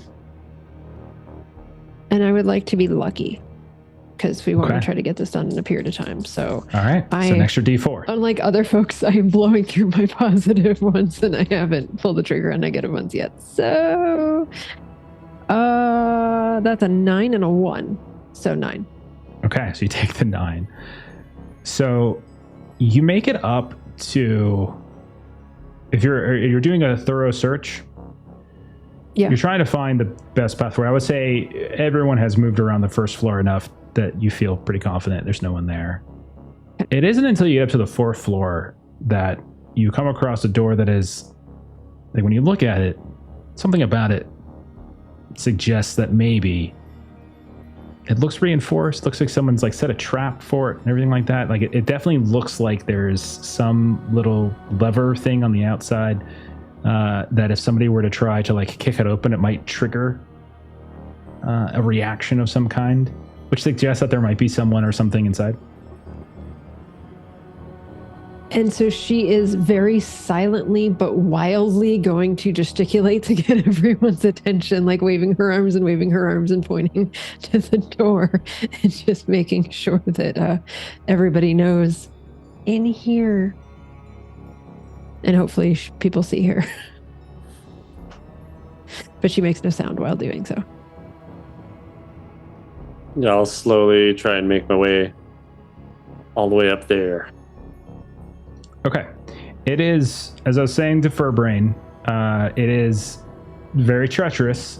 Saganay made a roll. I'm going to want to roll for you to get up here without a problem, because there are. So you can choose what you want to do. It could be physical, it could be stealth, but something to just sort of get all the way up here without causing any of the catwalks to kind of fall, because they're already kind of halfway to falling because of the yeeted wombat. I'm thinking tech maybe is like mechanics. Like I'm trying to like look at like the structure and what parts might be more safe to step on, that kind of thing. Yep. If you have mechanics as a specialty, you can take it. Otherwise, tech is fine. And I'm going to throw the unsettled negative dice on there. That works. Okay. Why not? 4 on stealth. Oh, you're going up as well? Okay. All right. Okay, so both of you are able to get up. Emmett, you move along trying to find the best path forward, the sturdiest of catwalks, which makes it a little bit easier for Rosera to follow quietly behind you, kind of following the same steps that you take. And so the two of you join Saganay up on the 4th floor outside of this trapped door, so to speak. Okay. Is this door marked with the triangle thing? It is. It's a diamond. Okay. Red diamond. Yeah. The other triangle. Mm-hmm. It's like it's two triangles going vertically ass to ass, or Yeah. horizontally. I guess either way it would work. Either I got way. Jeremy. I got Jeremy. I got Jeremy. Okay. So how are we going to get in this thing? She signs. Looking through all of my skills and things that I have. And she's like, I want to put my ear to it Yeah. and see if we hear anything. You do hear some movement on the inside. Like there's definitely something active on the inside. Okay. I'm just going to shrug. So Saguenay sort of pulls out whatever she's got. She has an auto lock pick, which she sort of like holds it up and shrugs because like there's still a trap, so I'm not necessarily sure the auto lock pick, but it will open a mundane or a not high lock in its one use. So she kind of holds it up to everybody, looks for nods, sees some nods, and attempts to that's use fine. the It's probably not its intended use, but I think in this case it's not so much a lock as it is sort of a trap, but you're able to maybe use it in some ways to sort of pull that little wire trap, the pin, and like gently take it out from where it has been placed into the wall, where the door and the seam, the door and the door frame meet. So you think if you open it now, you might not trigger whatever was going to be triggered by it. Okay. And then Saguenay is going to turn around to Calcanus and just sort of seeing if he wants to. Well, I'm down the stairs still. Yeah, he hasn't come up. It's just the three of you up here. Okay. Saguenay will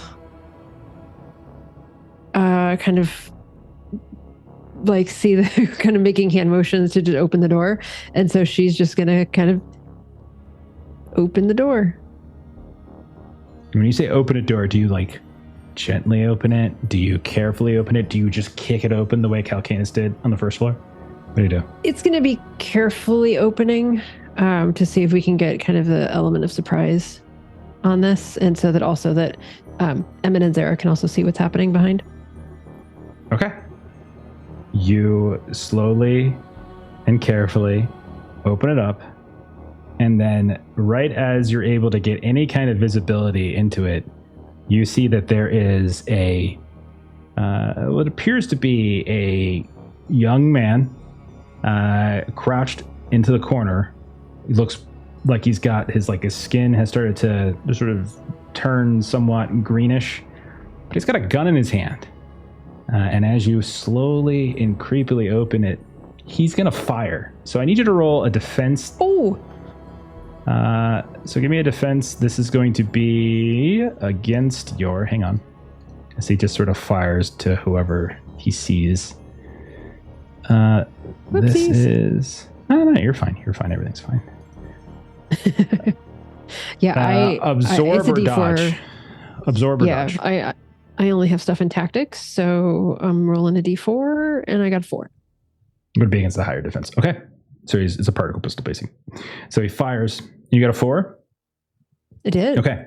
So you quickly step out of the way, and the shot goes wide, and you hear like this almost like sore throaty voice, like, "You're not gonna take me. I'm not going.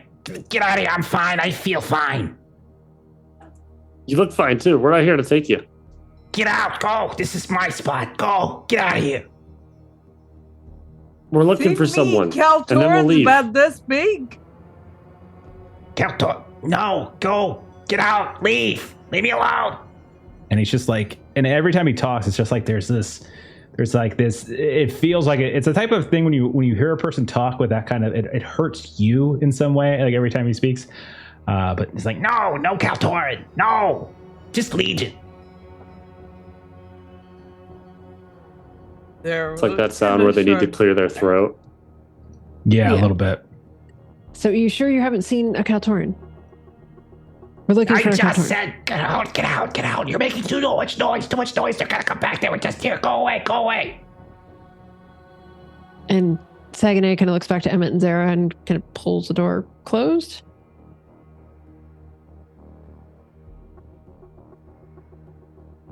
This guy was not a Kaltoran. It's hard to tell, but you think no, because you didn't see the 4 ears, the double ears and stuff. That wasn't obvious. But he definitely looked like he has been exposed to whatever chemicals are floating around within this quarantine area. The more time we spend here, the more I'm pretty convinced Jacob Flint is not, like, he wouldn't be somewhere where there's frequent patrols if he's trying to hide out. So yeah. Maybe we. As you're saying that, I'm like, yeah, that makes sense. And I'm like trying to rub the diamond off of this door. Okay, you do. You can. I mean, to a point, you can probably scrape some of it down. Okay. So while the three of you were doing that, were Calcanus and Furbrayne doing anything elsewhere in this area? As I said, I was trying to profile this man before I was so rudely yeeted up the stairs. I don't even know what that means. Okay. It means I'm going to use my sense of psychology to think if I am a coward who does not want to be caught but want to hide myself in a place where people will not look for me. Where will I do that? Not saying that I am a coward, but if I was one, where would I hide?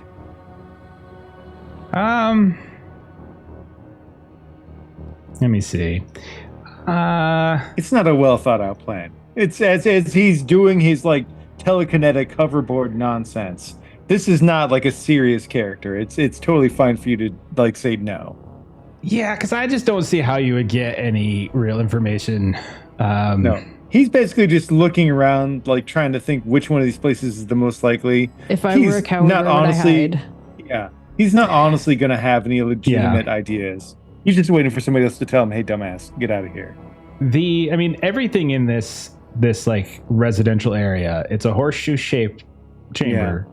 And there are like corridors that go out of the intro, like where the horseshoe opening is.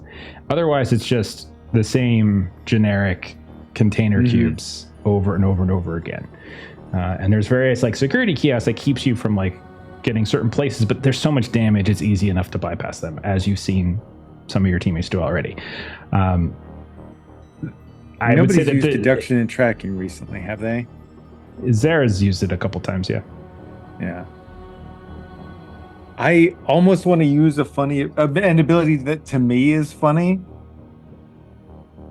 It's called I Know Best, where if somebody else has done something and failed, I can roll it a die step higher. Hell yes. I mean, I did feel my deduction tracking. But I don't know if that really is. I can't really think of how to viably do that. It's funny to me, but I can't think really how to viably do it. Like what information you have that would improve? Yeah, I don't think I really have anything that could really use it. So I don't know that Furbrayne has much to offer at this point. I mean, if you want to do it, you're welcome to. It's up to you. See what the dice tell you. Maybe. Sure. So that would let me go from a D6 to a D8. If an ally has failed at it. I just love the idea of like this smart aleck who gets a bonus just because somebody else failed. It's fun to me. Somebody else throws out the idea and then he improves upon it. Yes. Annoyingly, every time. That's his effect. Okay,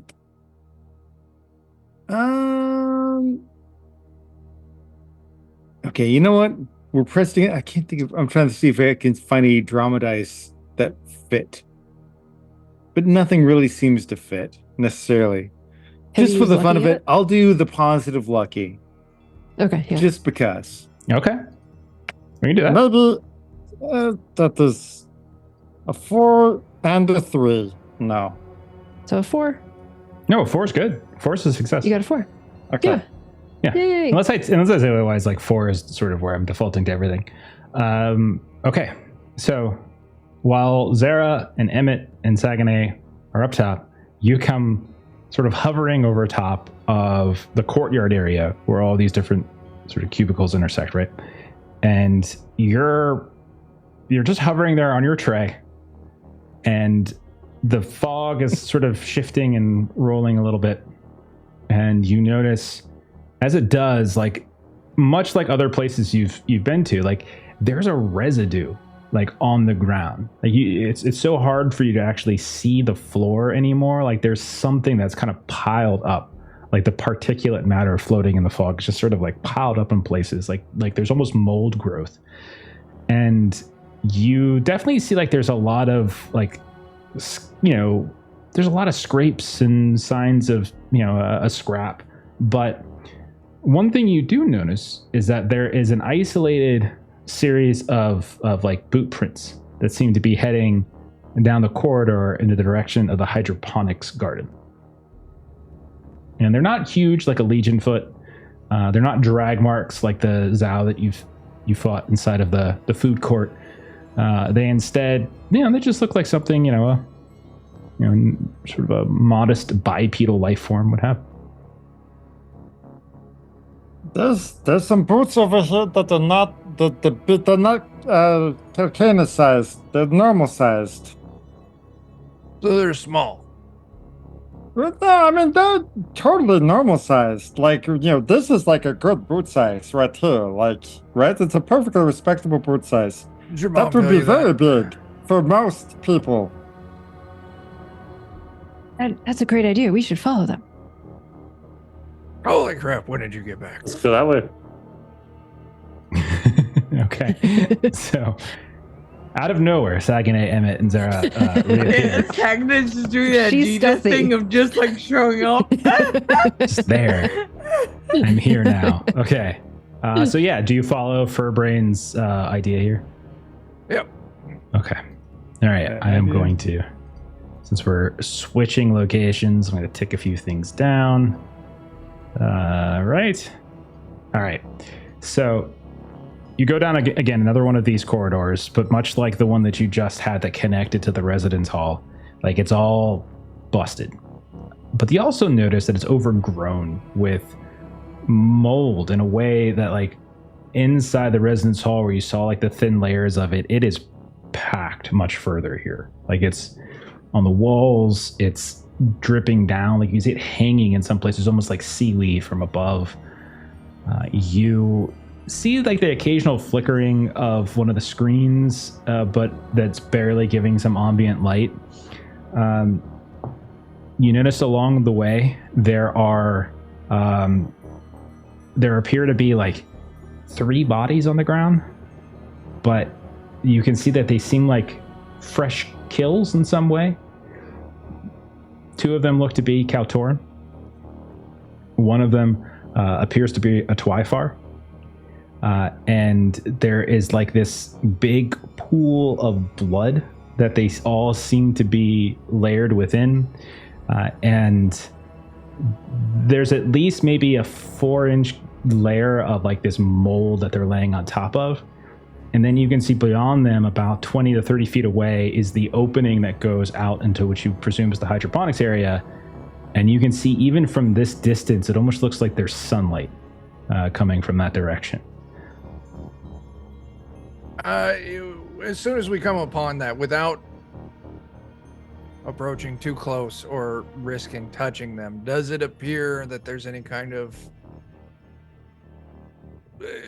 bullet wounds or obvious signs of death? Definitely one of them seems to be missing a limb. Looks like one of the Kaltorans is missing one of their arms. And you're not sure if that's the only wound, but that's the most obvious one that wouldn't require like a medicine check or anything like that. Yeah. Either of them are Jacob Flint, I assume. Listen, I mean, I don't know From a what killed him. distance, you That can't one's tell. missing an arm, but that's like nowhere close to lethal. I know reverse healing. I don't know regular medicine healing. So if someone else wants to figure out what's going on. Anybody have better than a D4 in science? Or anything I've got a specific in medicine? D6. D6 is better than D4. I'm Furbrayne? surprisingly good at science. I Oh, don't know why. Nice. I want to hear what Emmett says. I do not think I'm very focused. All right, I'm gonna go up, and yeah, we'll take a look at these bodies. Get some more info. Cool. Medicine is the ideal roll here. Yeah. Give it a go.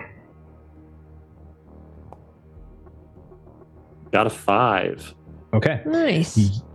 You notice that they all seem to have very, very severe puncture wounds. You can see that chunks of their bodies seem to have been like it almost looks like a bite mark, like a big bite mark, like a shark bite kind of deal, not like a singular person bite. You do notice that of the 2 Kaltorans, one of them is female. The other one, based upon the data that you have for Jacob Flint, doesn't look like Jacob Flint, but Jacob Flint is a master of disguise. But you're pretty sure he doesn't look 20 years younger than he actually is. So it's probably not him, but you don't know for certainty. But all of them looks to have suffered like severe blood loss from the result of multiple puncture wounds / bite wounds, large bite wounds. And is there any sort of like trail of this blood leading away? Oh yeah, it's coming from, like, you can see like there's blood trail coming from the Hydroponics Bay area. Okay, and they're all right next to each other, so it looks like they were just kind of thrown here together, or like they died here.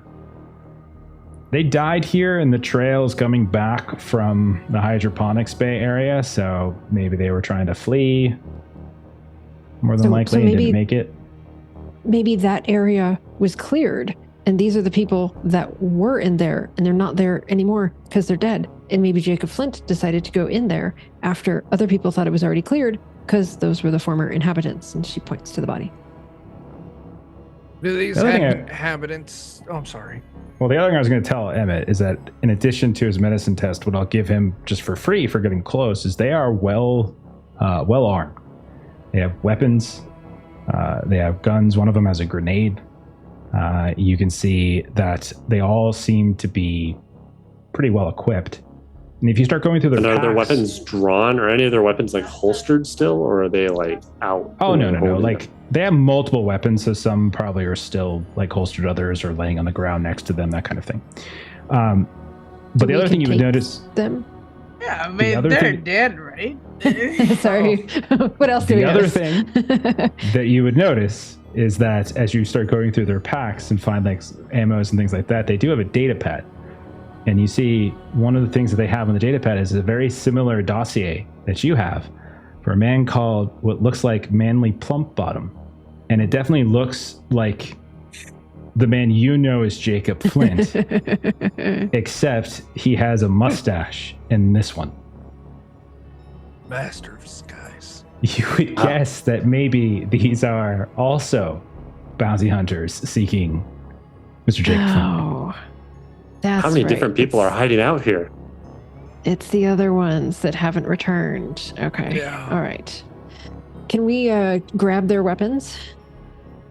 Absolutely. Please. So let's do a roll for that. I'll tell you. So there's 3 of them. So we'll say 3 rolls on the weapons thing. So let me bring that up for myself. All right. So I'm going to say there's 2 mundane weapons. So give me 2 d12s.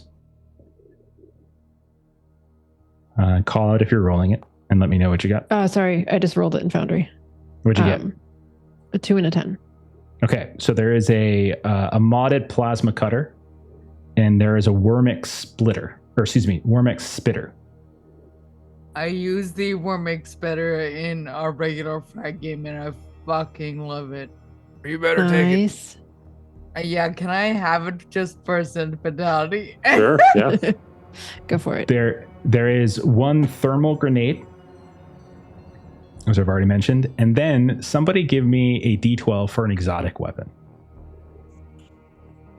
Mel, you should roll because you've been rolling fires today. Yes. So you put saying that that I pressure rolled on. a They're all 1. The table It's a is one. fine. A 1? It's another tax scanner. An attack scanner. All right. All the tags. That's basically gives your allies +1 like a to their tactical attacks. scanner.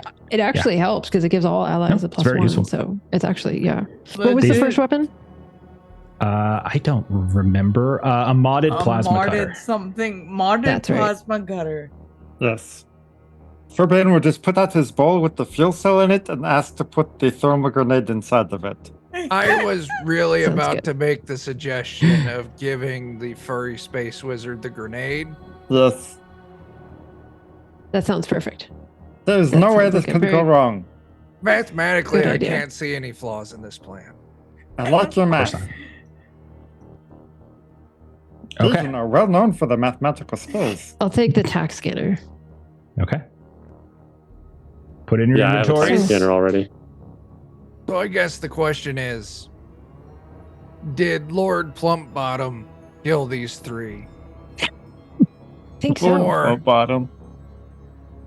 Or is there something else big and scary that killed them because they were looking for Mr. Plumpbottom in there? Both. But we're going to go in there, right? Well, That seems like the place to go. okay. That's where we'll go. Okay. So you take your weapons, you take whatever they had on them, and you push forward into the Hydroponics Bay. And it is a massive garden area, and you can see all manner of Orbit Fresh logoing everywhere. It's a huge, it almost looks like a corporate/community garden area, but it's as if something has happened to it in some ways. It looks like it's overgrown in a manner that not just is about a lack of tending, but it looks like this lush jungle, effectively. There's the smell of citrus, and you can see that there's these large citrus trees. There's vines that are growing up, various walls, not even just walls in some cases, but it just looks like whatever was nearby, like it's just kind of growing over top of it. These huge, eggplant, vegetables growing on them. You see these huge spherical citrus nodes hanging down from some of the trees. There is that chemical fog is everywhere. Far up ahead, above, you can see that the sunlight simulator bulbs are still hanging and they're still functioning. And so you can see that the sunlight is quite bright here. But the canopy, if you were to kind of go out further into that lush forest, you're not sure if all the sunlight would reach the floor. You also notice, as you come in, there's various kiosks here and there for people to check in for their employment. There's other places where people are kind of what looks to be renting baskets and things like that for fruit picking.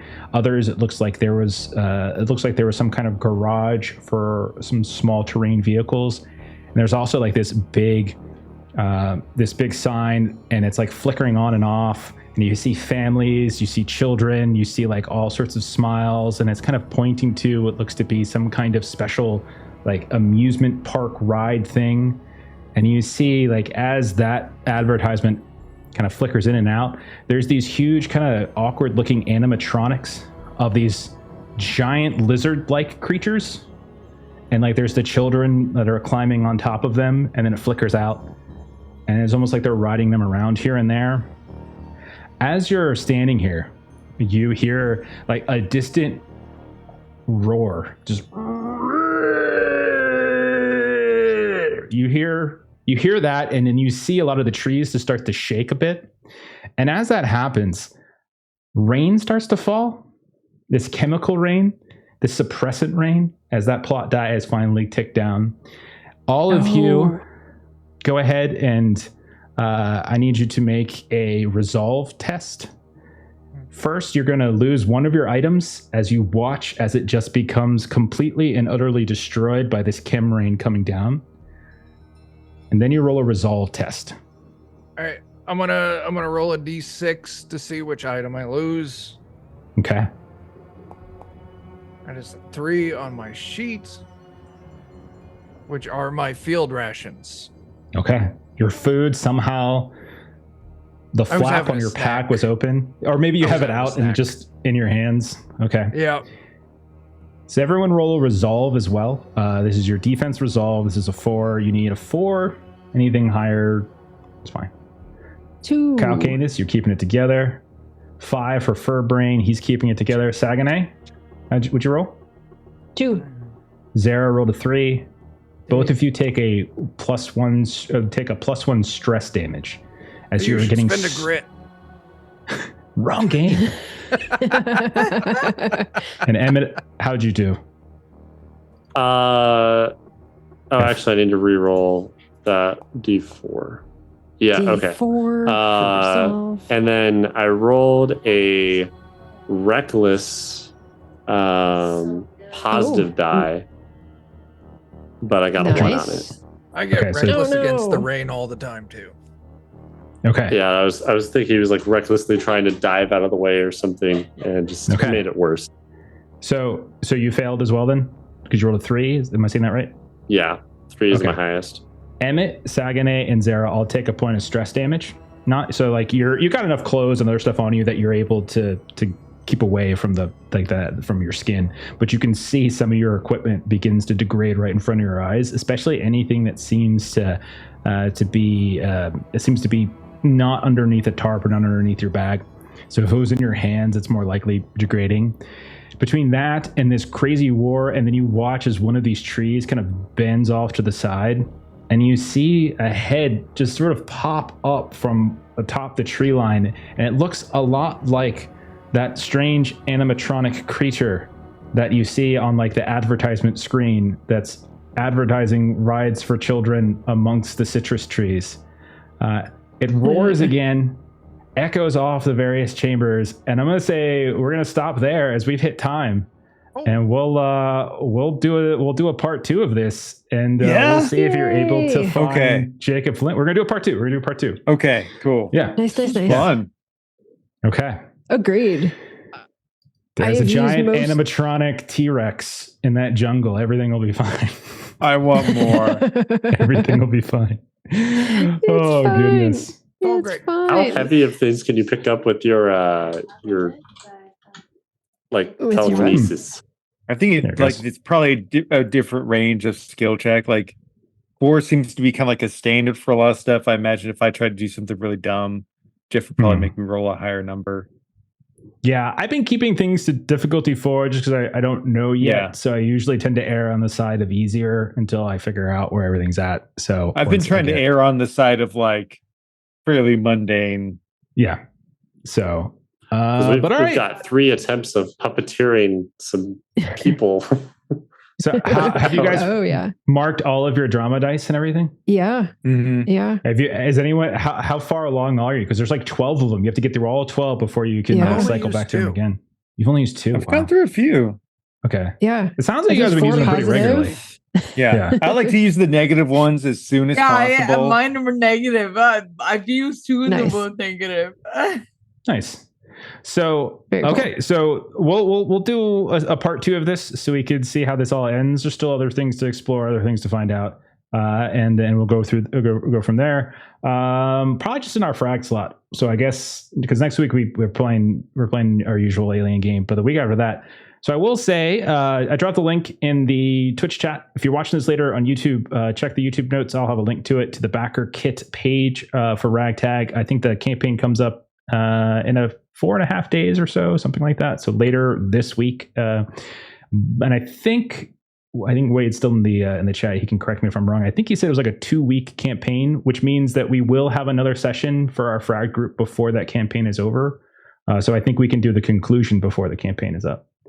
So we can kind of do a 2-parter for Flint and SynthSteel. So yeah, this weekend, Saturday. Yeah, I think it's Saturday for us as well, just like earlier in the day. So yeah. So we'll have part 2 before the end of the backer kit campaign, and so we'll finish it next time around.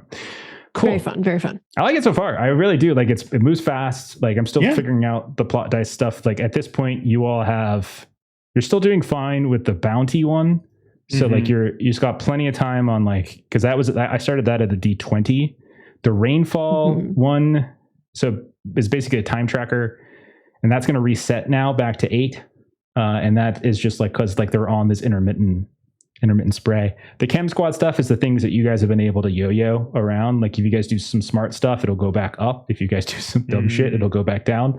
And so the bounty loss, it's also like if you're just taking a lot of time, like something else could happen. Because there's other different ways, like things just could resolve beyond just that. But yeah, it moved pretty fast. You guys did pretty well with that Zal too. I thought that went well.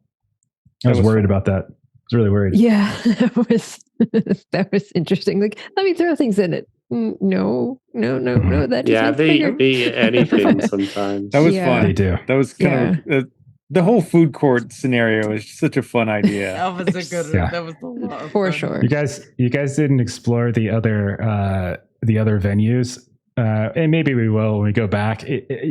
Listen, I write these things bigger than they need to be. Like I showed it to Steven earlier and he's yelled at me.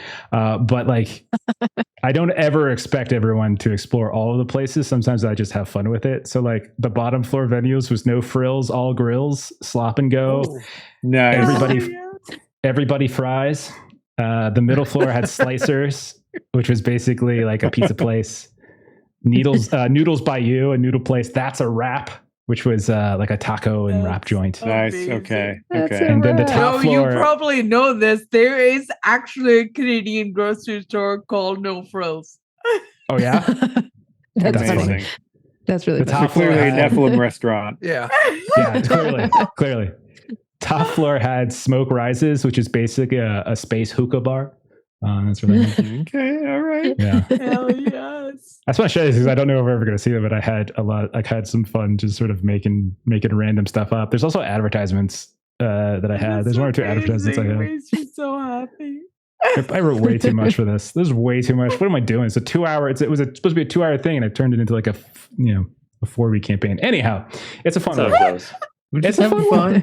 It's a fun world. Yeah. Okay, It is let's a go fun ahead. World. Let's do our closing plugs and we'll get on out of here. So, Joe, what's going on with Defenders of Cobalt? Yeah, so just super quick on Defenders. Wednesday, we've got Night Below DCC Classic Campaign. Friday, we've got my Pathfinder 2nd Edition. But more importantly, I have a piece of information that I don't think Adam has okayed me to release to the public, which means I'm going to release it to the public. My game, Teenage Odyssey, is going to be up for sale to the public on ttrpg on the 20th of this month. So like 8 days. Yeah. Fan freaking I got my copy from being a Kickstarter backer the other day. Nice. So very excited. And speaking of Adam, he and I were talking about maybe doing some Teenage Odyssey stuff on the channel He at some point. mentioned that to me. We're Yeah. gonna figure something out. We're gonna figure something out. Awesome. Maitre, where can we find you on the grand old internet? I am To Play Games on YouTube, where I make system agnostic or multi-system content about tabletop sets center the June player experience that you should check out if you want to check that kind of thing out. Absolutely. I'll have links if you're checking this later. There's links to everyone's stuff in the YouTube description. As for us here, our next game is tomorrow night, as we are starting up a new game. Steven's back finally running games, and we are doing Star Trek Adventures, the new 2nd edition from Modifius. So we're going to give that a go. We're making characters tomorrow night, making our crew. Thursday night, we should be doing some more Simba Room, where Jeremy got to introduce 2 new characters in the same session. It's pretty fun. Friday, Delta Green. After a couple week break, we're back to that. Saturday, we're taking a couple week break off from Call of Cthulhu. Everyone's making games. As Steven, his Huckleberry game, we're going to be running that for a few weeks. And so you're going to see most of the Call of Cthulhu crew running through his Weird West game and having some Weird West shenanigans. So come hang out for that. And I think in 2 weeks, we'll go ahead and we'll wrap up Flint and SynthSteel before the end of the Ragtag backer kit. And again, check the show notes for the link, and it goes up on backer kit. I think it's like the 17th or something like that. I think 16th or 17th, something like that. So keep an eye out for it. And that's that. let's go ahead and raid. It looks like Happy Jacks is up, so we're going to go ahead and give Happy Jacks a raid. Have a great rest of your night. Thanks for hanging out. Thanks for watching. We'll see y'all later. Bye-bye. Bye.